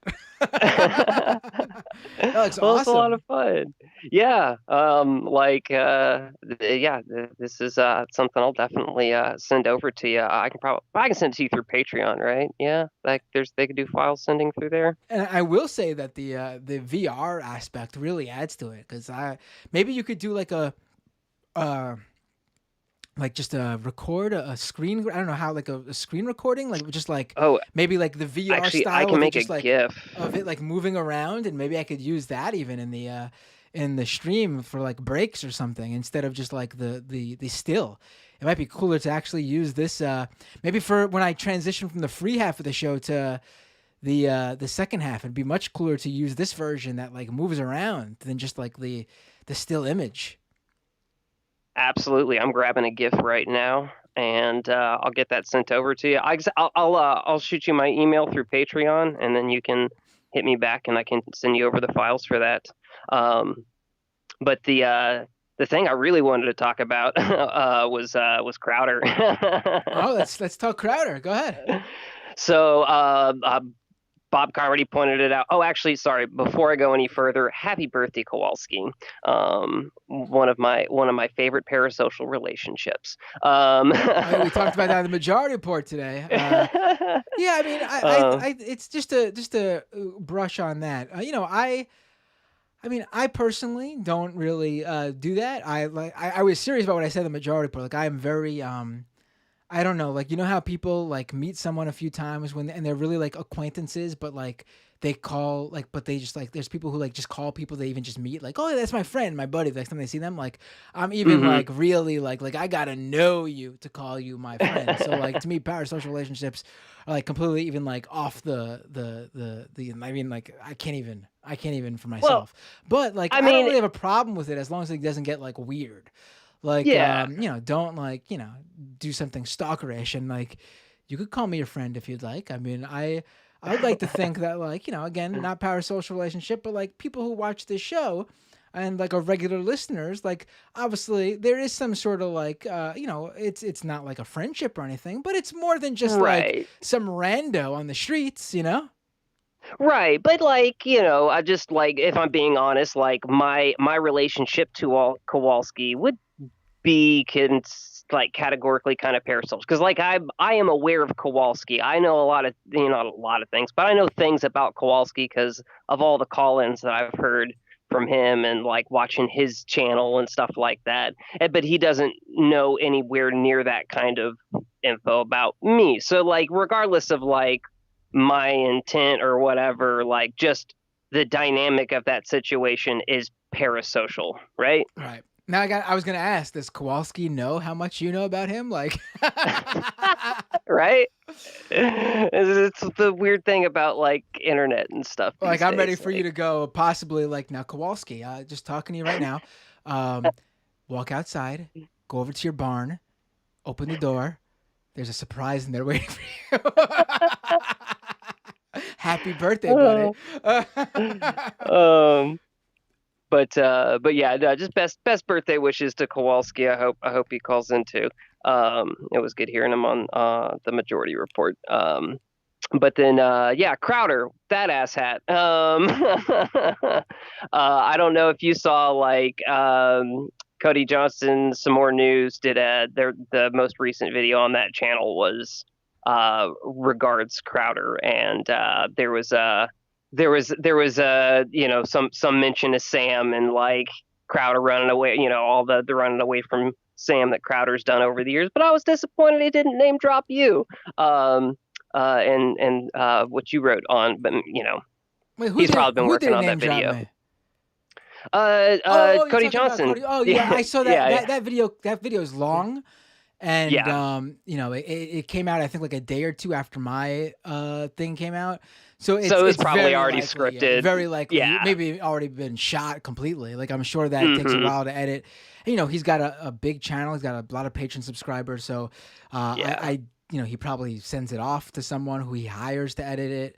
That's the dream right here, to be quite honest. I would be able to create so much more content if I didn't have to worry about editing it, because that's the most time consuming thing, to be quite frank, at least for me. Mhm. Yeah. Yeah. It's also partially because I worked previously as an editor, so it's probably where I'm the biggest stickler too. So maybe would take someone else a lot less. Also, that's something that I also learned throughout work when I was in in film school and everything. Never a good idea to really, if you cannot do it, don't. Never a good idea to edit your own content, because like if you shoot it or directed it, because you often get attached to things that a third party can easily tell you, hey, I know you like it, but it's really not relevant to what you need. Right. It's harder to kill your darlings. Yes. That's Yeah. why, that's the best editors in film, like in Hollywood and stuff. Like they sit down with the directors and they say, like, listen, like I know you love this certain scene, but quite frankly, it's holding the film back or confusing people, or your film is better without it. And they're usually right, and that's why directors usually develop good relationships with editors and keep using them throughout their career. Absolutely. Well, I'm really glad to have gotten to chat with you and show you some of this cool art. I'll be in touch with you about that, and I look forward to you laying some more knowledge on the Chowderhead here later on during the clip part of the show. If y'all haven't already become patrons of Doomed, do that. It's the Cool Kids Club, and you want to be one of us. All right. I really appreciate it. And thank you for calling in with this awesome VR stuff. I mean, this is awesome. Truly different, actually. I like it a lot. Show me another leftist show where they take live callers with video, by the way. And Majority Report just got voices, right? And B, not only shows video, but has people calling in sharing their virtual reality headset images. Jeez. Thank you. Thank you so much, Tony. Always love when you call in. Have a great night. Appreciate it, man. Bye. Bye. All right. There was one other person trying to call in while I was on the phone with Tony. Let them call in, and then I will get to some stories. We'll hit the Crowder thing first, as Tony brought Crowder up. Let me let them know that they can call in. All right, here we go. Hey, you are on the air. What's your name? Where are you calling from? Hi, it's John and I'm from Peoria. Hey, John. First, I just want to, in advance, apologize. I'm pretty sure you are the person who DM'd me with the Twitter question. And I Yeah, actually had. I'm sorry. I'm also the one that just now got mixed up in that whole thing. Yeah, you saw it happen. You saw it, right? Like Yeah, I heard it. Yeah, Tony was on the call, but right. Skype was showing me your image. Now, that could happen if there's a three-way call, but that wasn't what was happening because Right. I couldn't hear you. So Yeah. bizarre, really weird. Well, I wasn't really talking. I heard you say Tony, so thought maybe I shouldn't say anything. But anyway. It was just weird. But first of all, sorry, but I actually had your DM open in my various tabs I have open, and have the Wikipedia page for Theosophy open. Yeah. And I meant to ask, but I totally forgot by the end. There were some directions that interview went into that I wasn't expecting. But I will definitely ask him, and I'll let you know what he says. So I want to just let you know what Theosophy is, or at least from my understanding, and a little bit how I became aware of it. So in Chicago, there is a what's called, well, there's the I Am movement, and there's the I Am temple, and this was when I was much younger, probably about 30 years ago. I kind of started attending some of those temple. They're not like masses, but I don't know, events or whatever they were called. And they are an off branch of what the Theosophy movement was at the beginning of the 20th century. And the reason I got involved in it was that I was, honestly, I thought I was in love with this girl. So, now I never became. Hey, it happens. It happens. Now I never became a believer. I'm a lapsed Catholic, so we have our own baggage, such as transubstantiation. So I hate to call people cultists, when I believe that at one time when I was a kid, I believed that the wine and bread actually became blood and the blood and body of Jesus Christ, if you believe Catholic dogma. But the reason I bring this up, or brought this whole up, because a lot of the language is similar on the Waiting for NESARA. Saint Germain is very prominent in Theosophy, and someone in the comments pointed out that there is a fascist element associated with Theosophy, and that's right, and that's true. So I was kind of curious, there was Saint Germain, the Ascended Masters. All this kind of language comes from that movement, and the I Am Temple is still downtown Chicago. It's still a movement.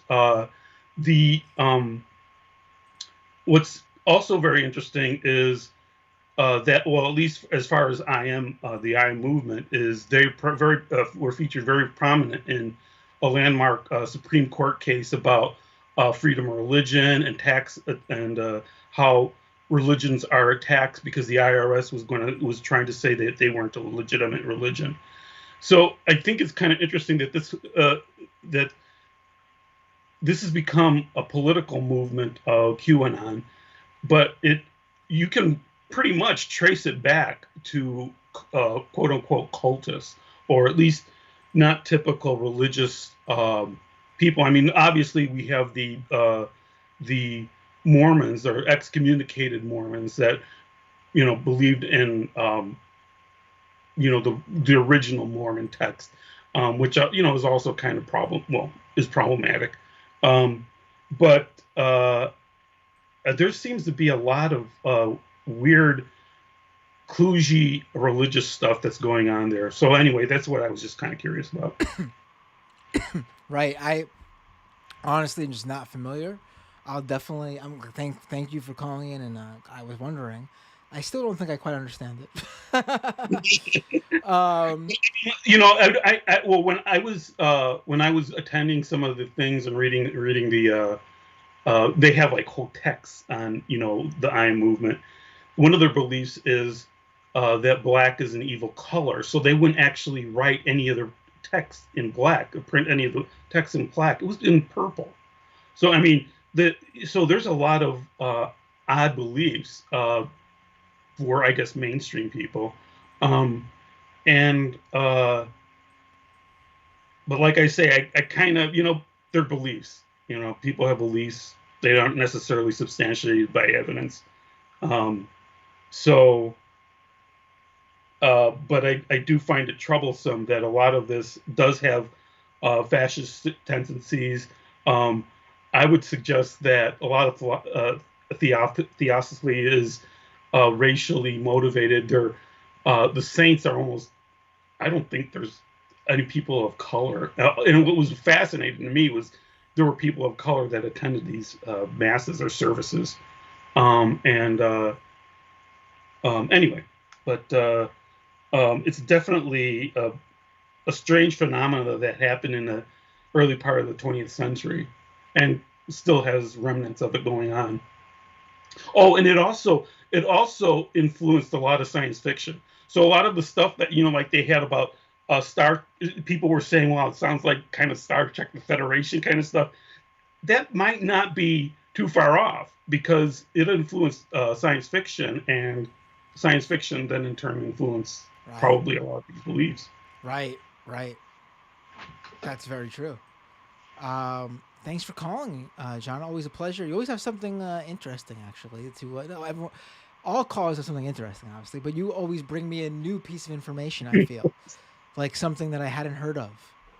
Mm-hmm. Okay, well, I'm glad, and so, but thank you for speaking with me. Have a great night. You too. All right, let's go to what's this that I see? Oh wow, this is sad. Apparently, oh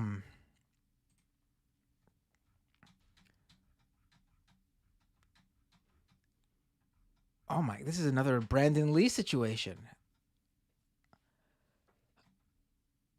So Alec Baldwin is filming a Western movie in New Mexico called Rust.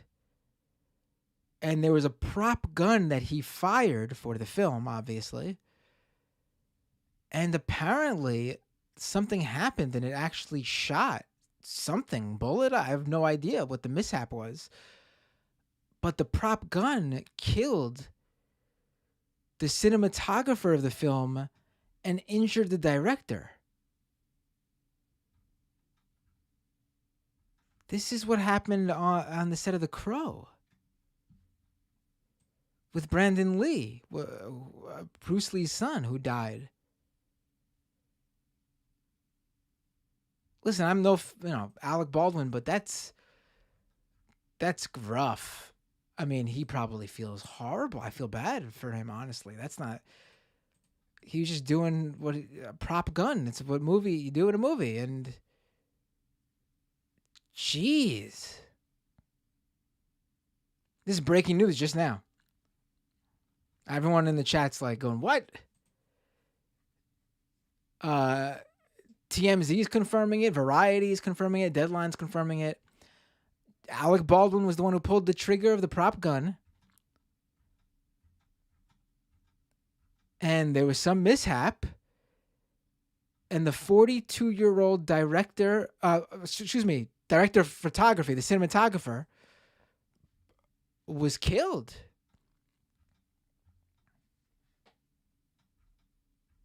Her name... where is this? I want to make sure. Helena Hutchins, 42 years old. Oh boy,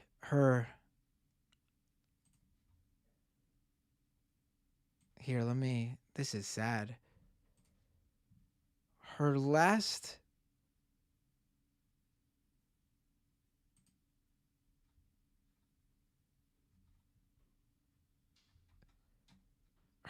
Instagram post is a video.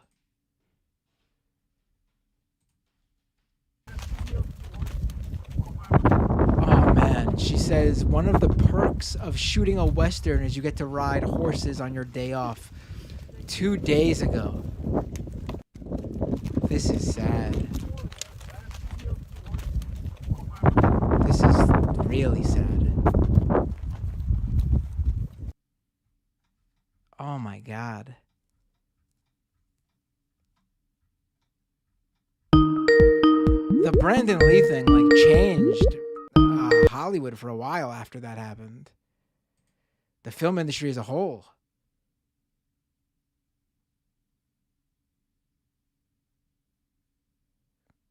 Right, and so someone mentioned the chat. Yes,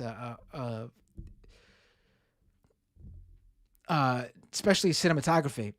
Female cinematographers, women directors of photography are fairly rare as it is. I mean, all, women in film in general are, but cinematography especially, I would say, more so than anything else. There are many women editors, more women directors than ever before, obviously. Always women working in producer roles and the business end of things. Not always, but obviously in recent times. But I feel like specifically in cinematography, that's been where there's been a real lack of diversity. And Zoe pointed that out, by the way.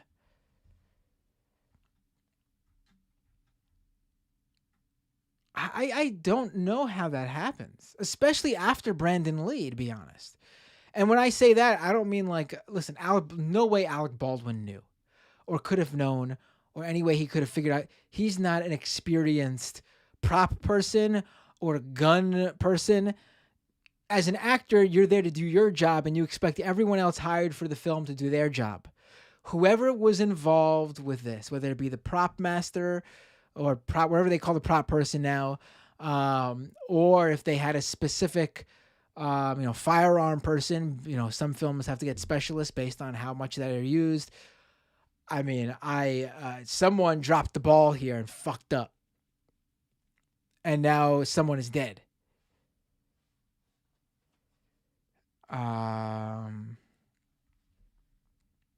Damn. Listen, if I was an actor now, especially after the Brandon Lee thing, and now this happens again, 20 some odd years, more than 20 years? almost 30 years later, I think. Wow. Hell, anytime I work with a prop gun, the first thing I would do is like just fucking unload whatever the magazine would be in the floor just to make sure that nothing's in there. Every time right before shooting. And anytime I put it down, next time I pick it up, just to unload in the ground or some shit to make sure it's empty. I would not trust anything anymore if I was an actor when it comes to that shit. That is ridiculous.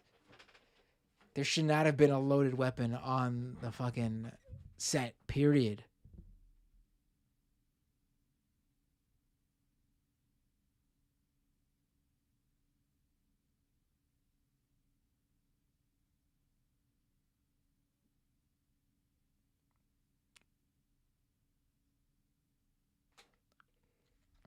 Grim says they thought it was a blank shell / cartridge and it wasn't.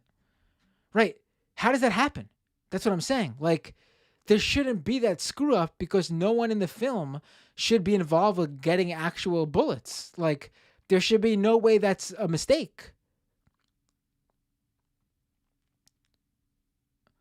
Sporkle says even blanks can be dangerous. I mean, I don't know enough. I know when it came to the Brandon Lee situation, it was actually like they fucked up. Like there was actual bullets, I believe. Like it was a loaded gun that was on set, if I recall correctly. Here's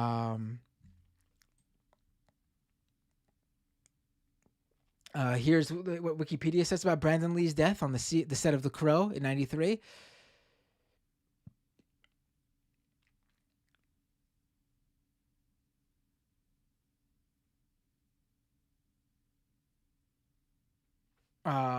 In the scene preceding the fatal scene, the gun was loaded with improperly made dummy rounds, cartridges from which the special effects crew had removed the powder charges. So in close-ups, the revolver would show normal-looking bullets. However, the crew neglected to remove the primers from the cartridges. At some point before the fatal event, one of the rounds had been fired. Although there was no powder charge, the energy from the fired primer was enough to push the bullet into the gun barrel where it got stuck. For the fatal scene, which called for the revolver to be fired at Lee from a distance, the dummy cartridges were replaced with blank rounds, which contained a powder charge and primer but no bullet, allowing the gun to be fired without the risk of an actual projectile. But when the blank round was fired, the bullet lodged in the barrel was propelled forward with almost the same force as if the round were live and it struck Lee in the abdomen. I mean, I would say you should be using 2 separate guns then for that. I mean, we're talking a multi-million-dollar movie Hollywood produced. Why are you using the same prop to do both things? Just fucking buy 2 of the same fucking guns, label them with a sticker, so you never confuse the 2.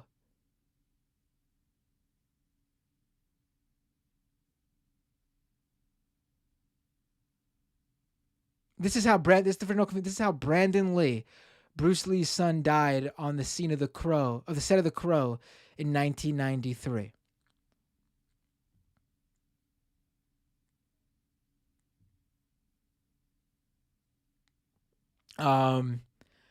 This is ridiculous. Especially now, we're 30 years later. It's too easy to fucking make it look like a gun actually fires in post-production. Or, like I said, 2 prop guns. I mean, obviously they have lots of prop guns because there's probably more people than one person shooting. But I mean, two prop guns to play the role of Alec Baldwin's gun if something similar happened here. One for the effects needed where no one's in the way of actual rounds. And then one that only gets loaded with the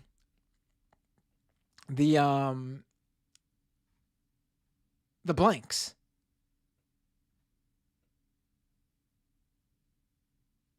This is like...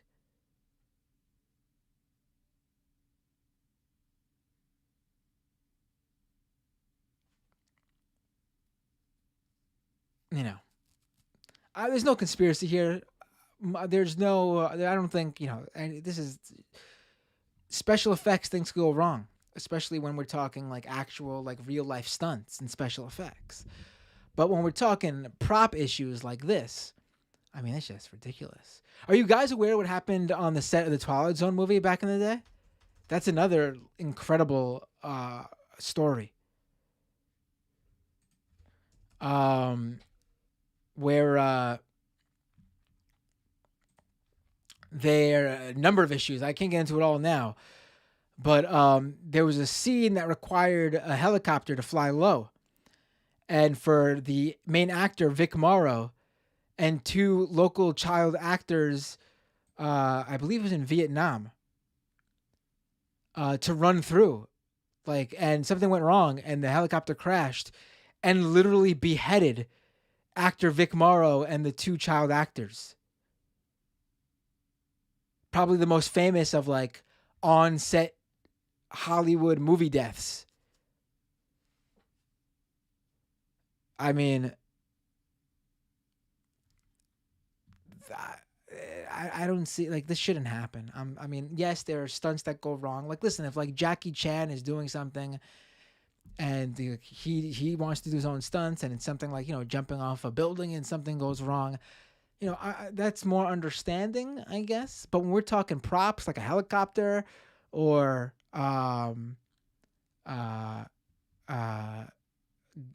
firearms, often that shit is just reckless bullshit that could have been avoided.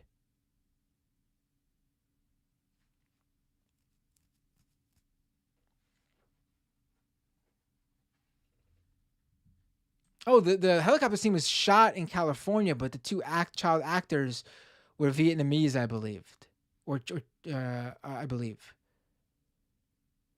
because they played Vietnamese orphans in the film. And apparently the film, the Twilight Zone movie was like skirting all these state laws about when the children could work. He's just like, just reckless all around.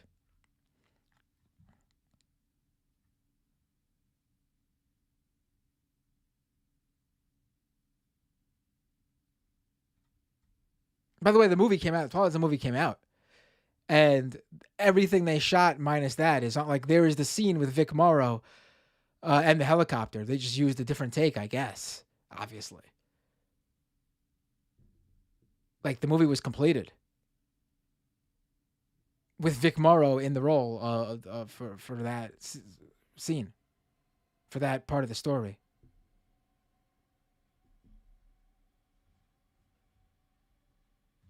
Just, again, there are stunts that, stunt people and actors know there's danger involved, and that is understandable, I guess, to a degree. Obviously, all safety measures should be taken. Anywhere they could make it less dangerous, they should. But when we're talking about prop guns and shit like that, this is just, this is easily avoidable, it seems like.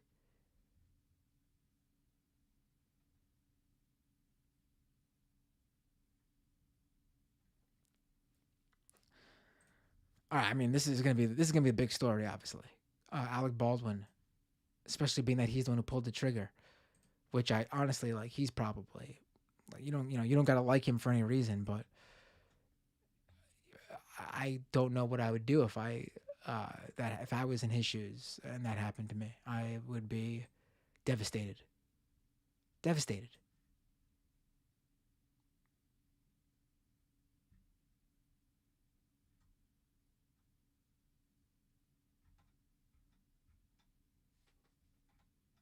Jeez.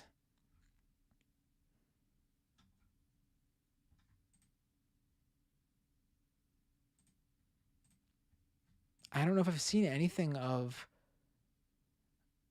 Helena Hutchins, but now I'm gonna search out her work. Damn.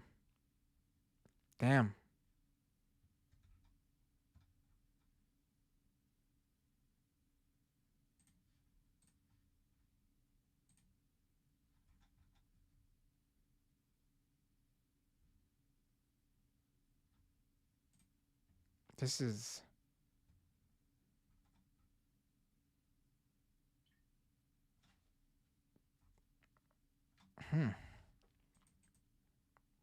All right, let's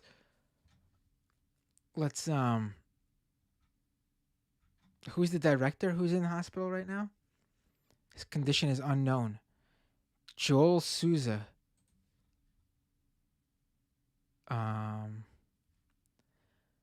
I'm not familiar with him either, I don't think, but regardless, very sad.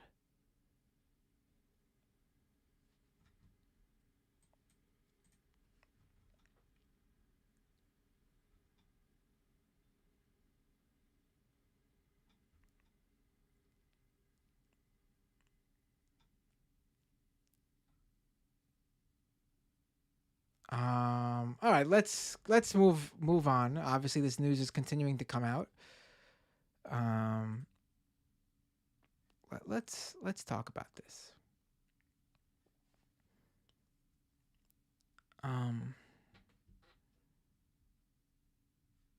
Ryan Lennon fan says, "What the fuck? Someone else is injured." Yeah. The cinematographer is dead and the director is in the hospital.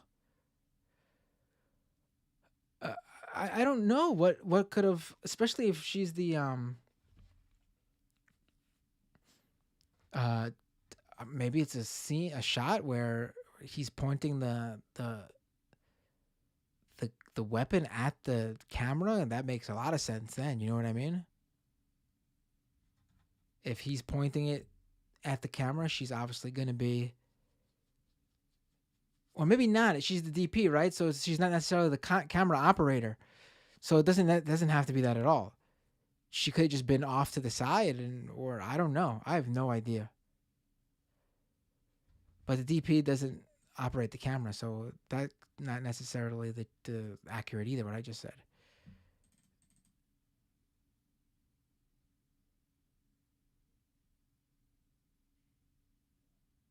Um,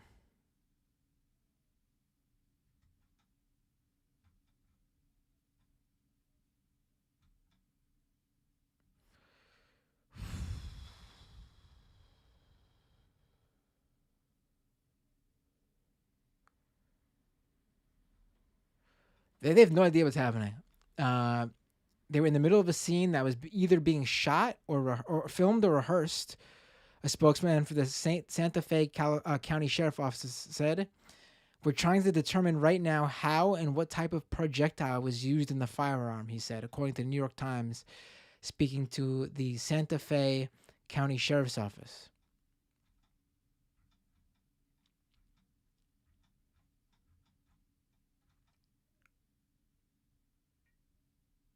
All right, let's move on to a different story. Let's do Crowder, just in case we don't have time to keep it going with somebody else.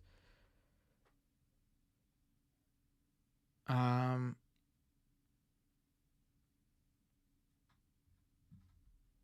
right, Crowder. Let me actually let me set it up. Got to get my picture-in-picture video. This is not the video. Good thing I took the second to set it up. We're going to pull this up here. Let me make myself a little bit smaller, move myself out of the way just a little bit. I'll put myself right in the middle for this one, right? Makes sense. Here I am, right in the middle.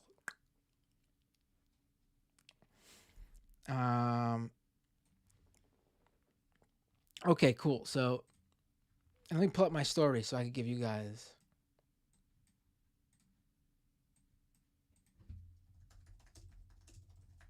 a quote from there that I got myself.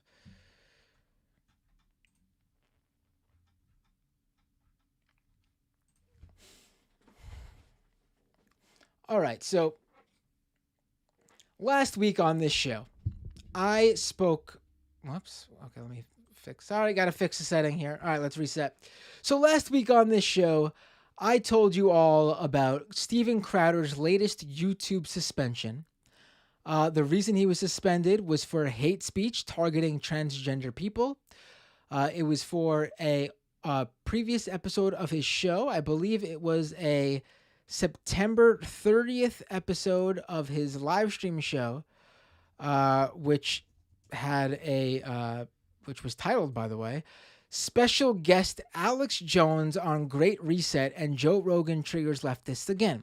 But within that show, there was a segment he did about a transgender woman who was in a women's prison as part of a law passed in California, SB 132, which allows transgender people to request that they be placed in a facility consistent with their gender identity when they're incarcerated.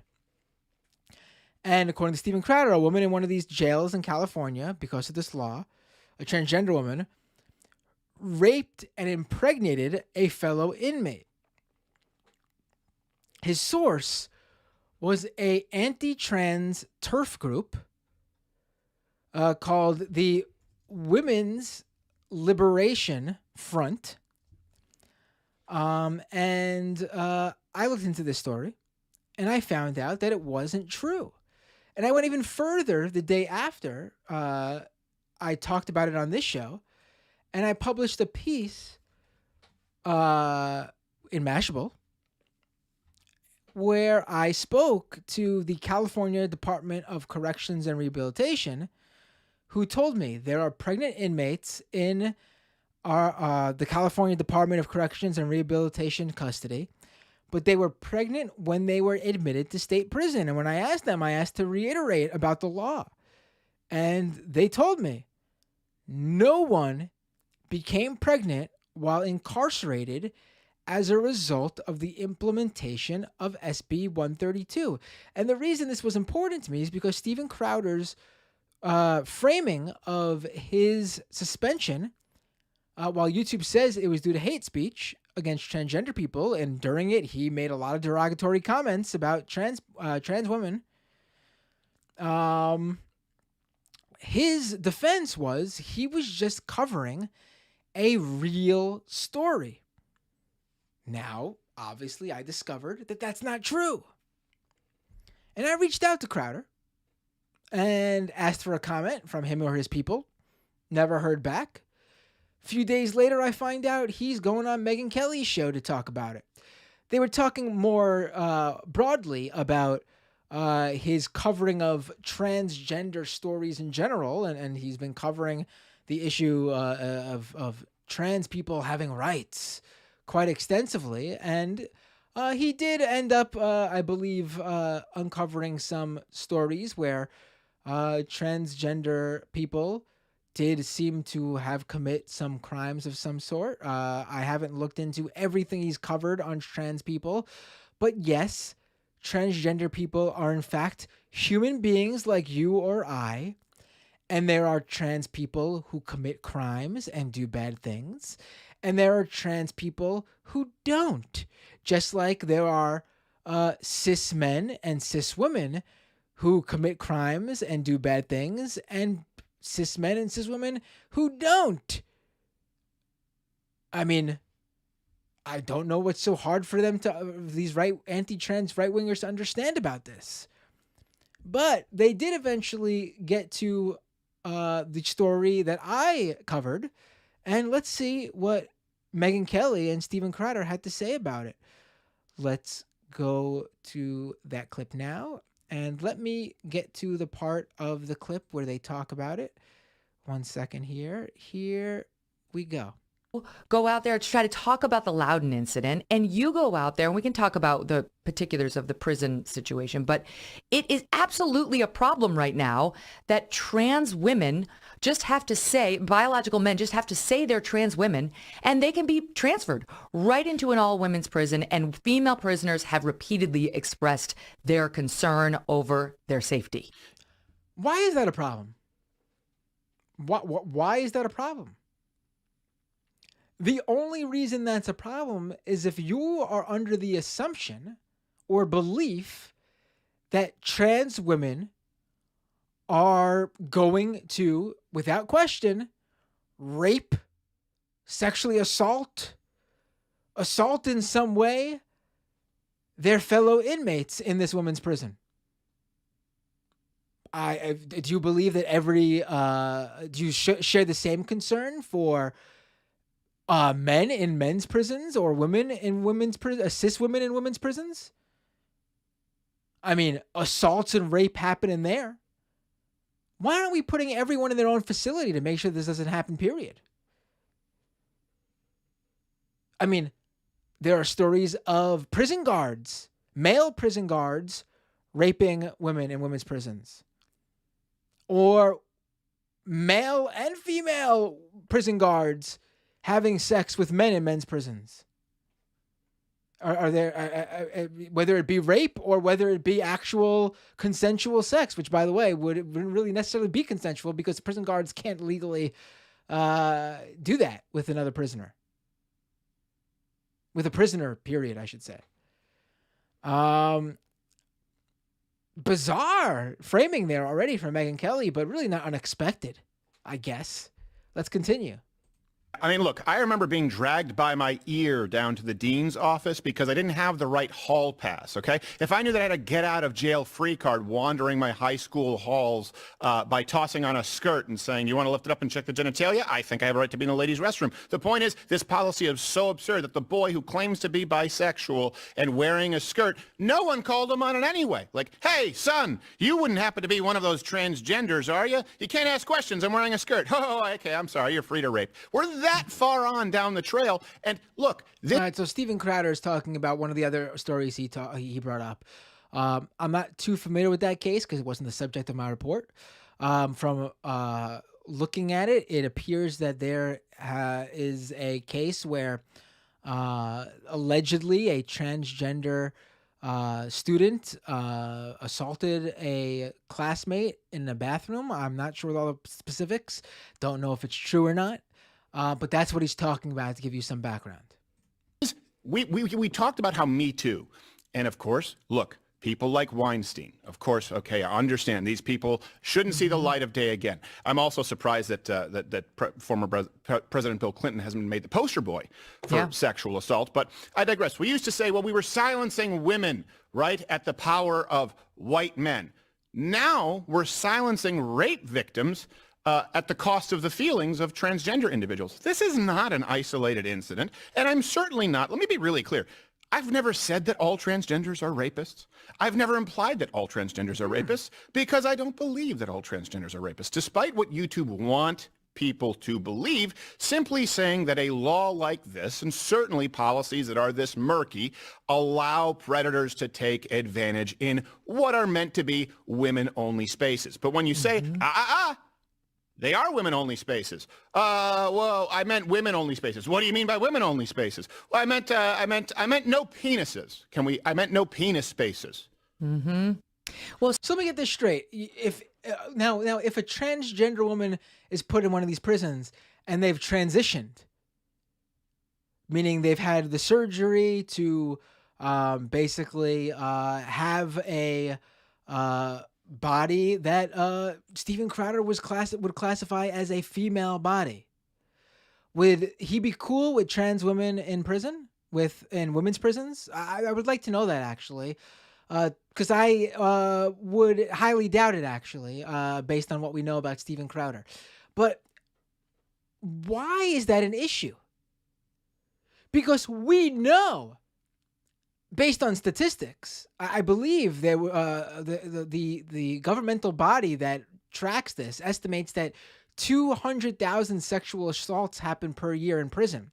And I can tell you right now that in California, there's a total of just over 1,000 transgender prisoners, and only 21 of them have been transferred to a women's prison. So I'm doing the math, and California has this law that makes them different than other states. So there's not many states that allow transgender women to be placed in women's prisons. But let's just say, 50 states. And let's just, really, really give him the benefit of the doubt and say that there's 21 women, trans women, in each 50 states in women's prisons.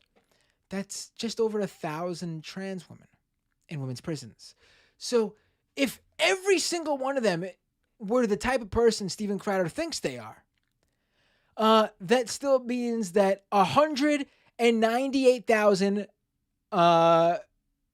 and 950 no, that's even more. I'm sorry, excuse me. 199,950 sexual assaults are happening in prisons that literally cannot happen because there's not enough trans people in the prison system to commit them. So where is this outrage over the 199,000 sexual assaults happening in prison? Interestingly, Crowder doesn't care about the men raping men in men's prisons or the women raping women in women's prisons. The idea like that you need a transgender person for this to happen, for there to be a trans person needs to be part of this equation for this to happen is absurd. Let's continue. Well, here's the thing. Two points on this. We looked it up to find out, because most of the reporting links back to this WOLF. It's WOLF, which is an acronym, stands for Women's Liberation Front. It's a feminist organization that's been reporting on this. And so, all right, they're a feminist organization that hates trans rights and literally I've looked into them for my reporting. They have teamed up with the Heritage Foundation and Focus on the Family, literally to stop gender identity legislation and trans rights legislation. If you go to their website, the Women's Liberation Front, literally every single issue on their website is in anti-trans issues. The idea that a feminist organization exists because they're just a group of women. They do not fight for any sort of feminist issues. They are explicitly an anti-trans group. As we can tell, they claim that a female inmate in a California women's prison became pregnant after biological males, trans women, were housed in the prison. We have not been able to confirm that. Oh, really? You haven't been able to confirm that?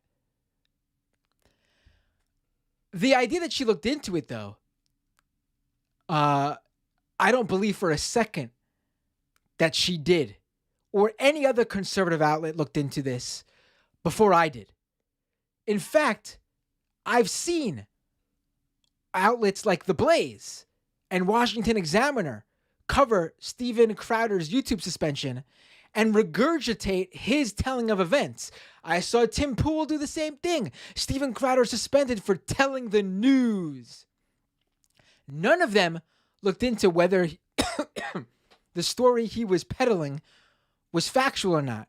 None of them reached out to anyone who would be involved in knowing whether this was true or not. Crowder even said himself in his segment that his source was the Women Liberation Front. All you had to do was look them up to find they are not a trustworthy source, and you need to find someone with some connection to a specific prisoner or the prison system to comment on this. None of them did in their initial reporting of this. They all retold this story hook, line, and sinker. Without a doubt, again, they're talking about this days after my reporting. Without a doubt, they saw my report that called into question the validity of what Crowder was saying. And that's when they decided to look into it. Megyn Kelly does not credit me. She does not source me. She doesn't even source the outlet that my work was published in. But, that's who they are. But let's continue. The Daily Wire, Ben Shapiro's organization, they did some work trying to confirm that as well. And the California Bureau of Prisons is denying it, saying we do have some pregnant women in our prisons, but they were pregnant when they got here. They were not impregnated by trans prisoners who'd been transferred from the men's prison. But right. Now, if you don't trust the California Corrections Agency, I understand that. But you can also not turn around and trust the Women's Liberation Front. So basically, if you don't trust either, we don't have a story. Because there's one source for the story, and that's an anti-trans group. And we have one source that can debunk it or provide a debunking of their own, and that's the California Corrections Agency. So pick one or pick none.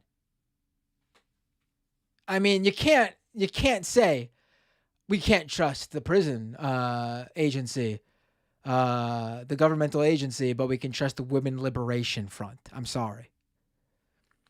Find a more reputable source than either then, and then tell the story. Until you do that, you got no story here. Wolf, this organization, is standing by its reporting, saying we're in contact with women in these prisons, and our information often comes out before yours does. So the women that they spoke to in this prison probably are the same women that I found who the LA Times interviewed before this was enacted. This law was enacted, where basically they were regurgitating all this anti-trans propaganda in their interview with the LA Times, these prisoners, these women inmates.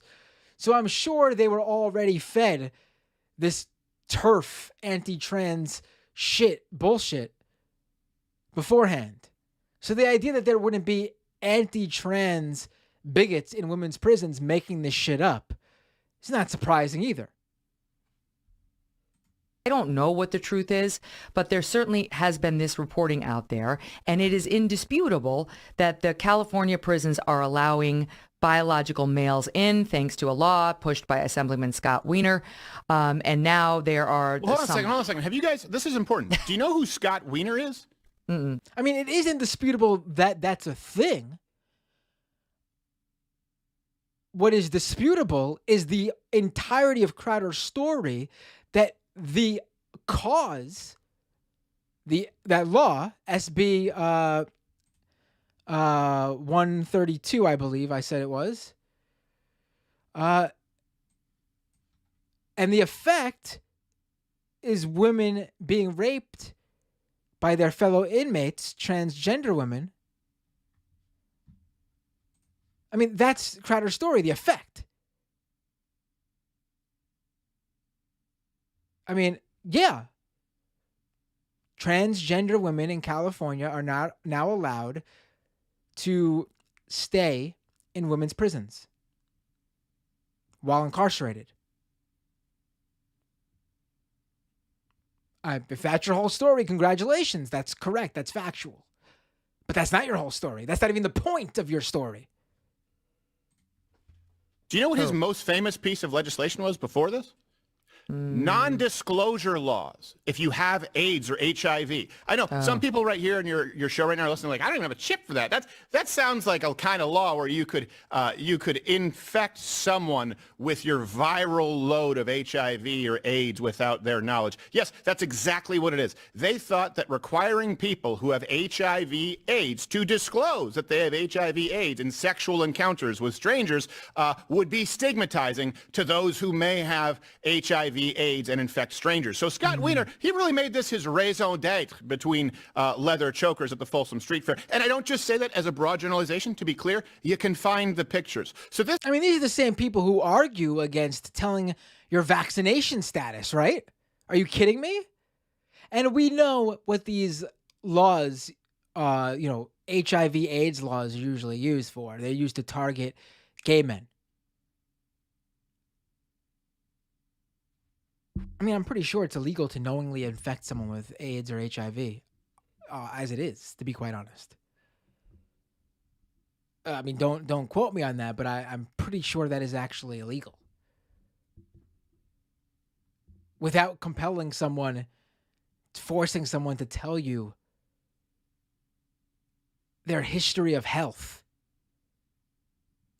guy really has his priorities straight while people have to step over pools of human excrement like Frogger in the state of California right now, that he's decided this is his new law. Really But sorry, nice. continue. Just as I love it when you use your French. He's from Canada. His mother's French Canadian. I love it when you use your French and it sounds legit. Okay, so the numbers are, let's see, I don't know, it's something like 300 people have identified themselves as trans so far. Let me see, 20 of the requests have been processed so far, but none have been denied. Right, that's the thing too, right? I mentioned that stat earlier. She's wrong. It's 21, by the way. I got that from the corrections agency. So over 1,000, I think it's like 1,200, 1,300 trans women are incarcerated in the state of California. 300 of them have requested that they be moved to a facility that matches their gender identity.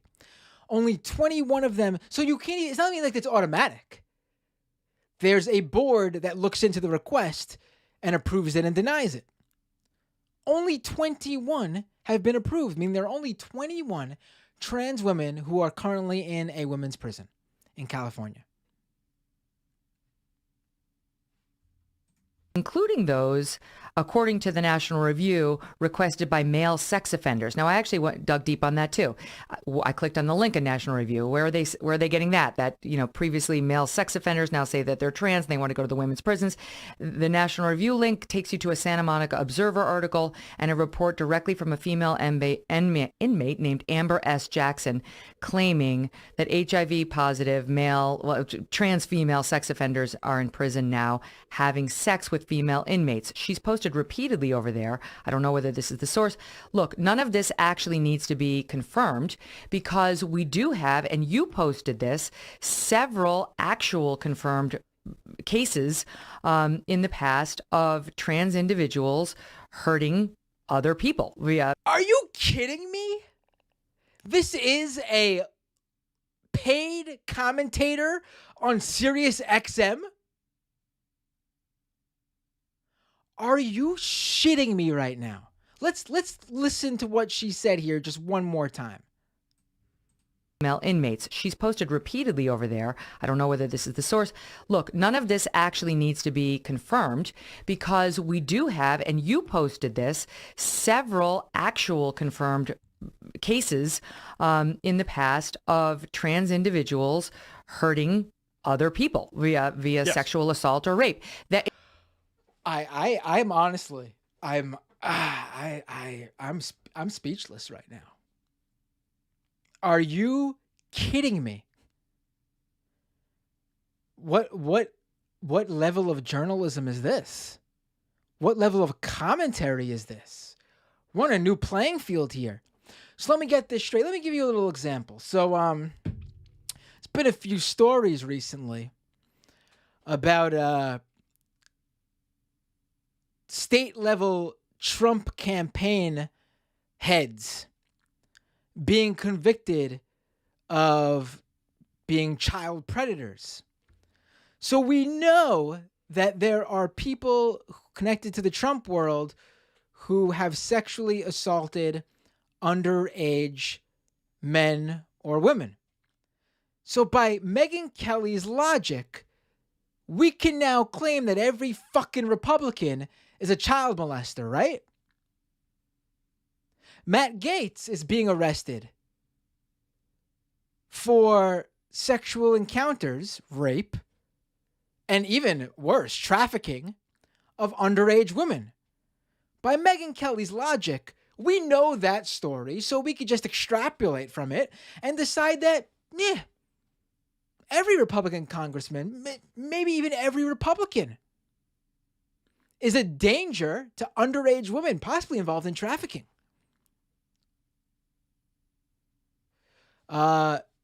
College-age men, many stories of college-age men getting young women drunk at universities, at frat parties, and raping them. All college-age men, rapists. Danger to society, lock them all up. We know it's happening, right? This is clown-level shit.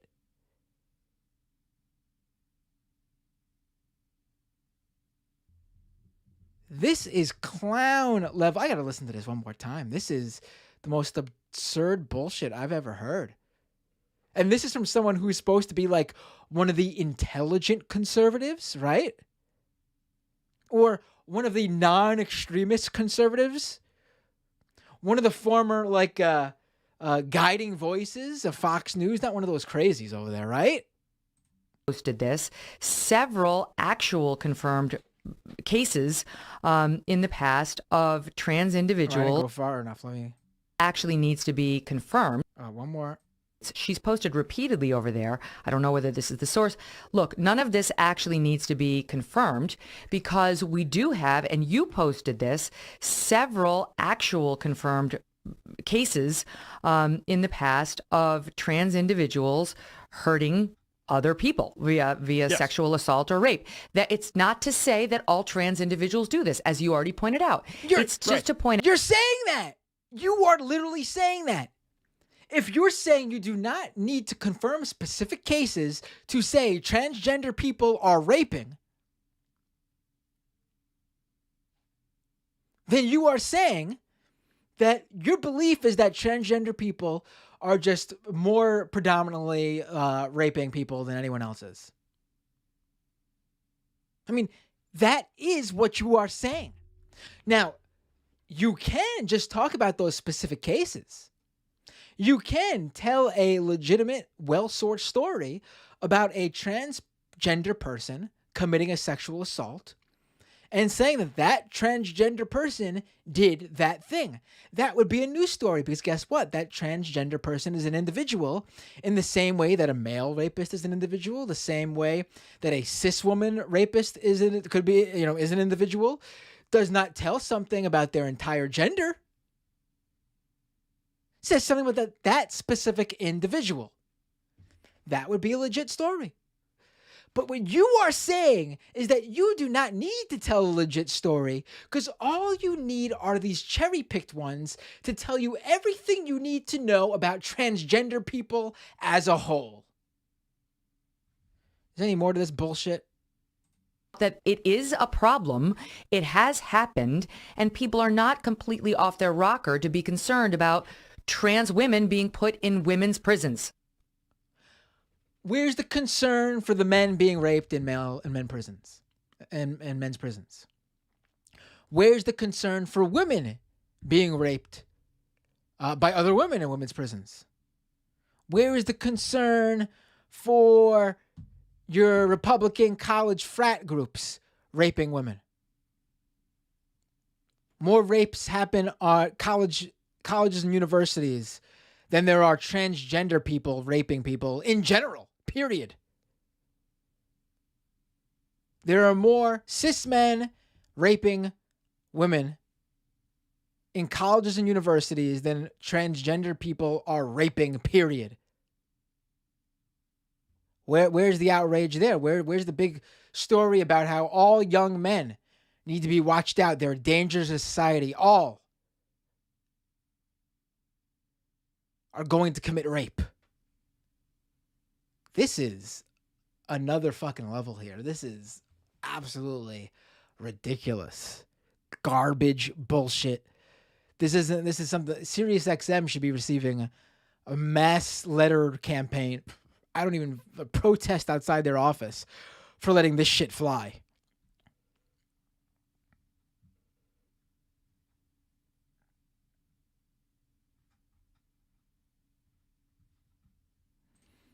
All right. I think that's going to be the show. We've been 2.5 hours. Want to keep a tight ship today so I can keep doing those extra episodes. I had a few more stories I'd like to tell, but I could hold it for another day.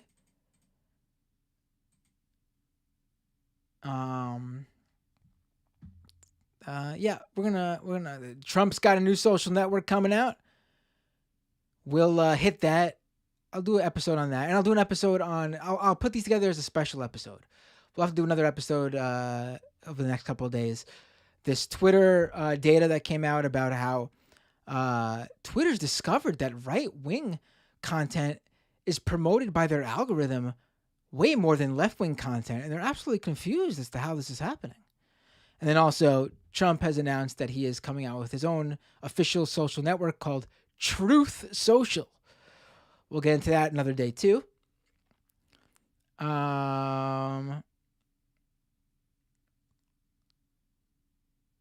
I covered that, by the way, the Truth Social story in Mashable. It got swamped by trolls. Then same night, last night, it was announced. And some funny stuff happened on the site when it wasn't even launched yet. So we'll get into that another episode. And yeah. Folks, thank you so much for tuning in. If you're not already a patron, patreon.com/MattBinder. Don't forget to let @TeamYouTube know on Twitter that I am not using reused content and I should be remonetized. Doomedcast.com for the podcast. Man, that Alec Baldwin story really threw me off for a second. I'm still thinking about that. That's insane. Anyway, have a good night. See you all next time on Doomed.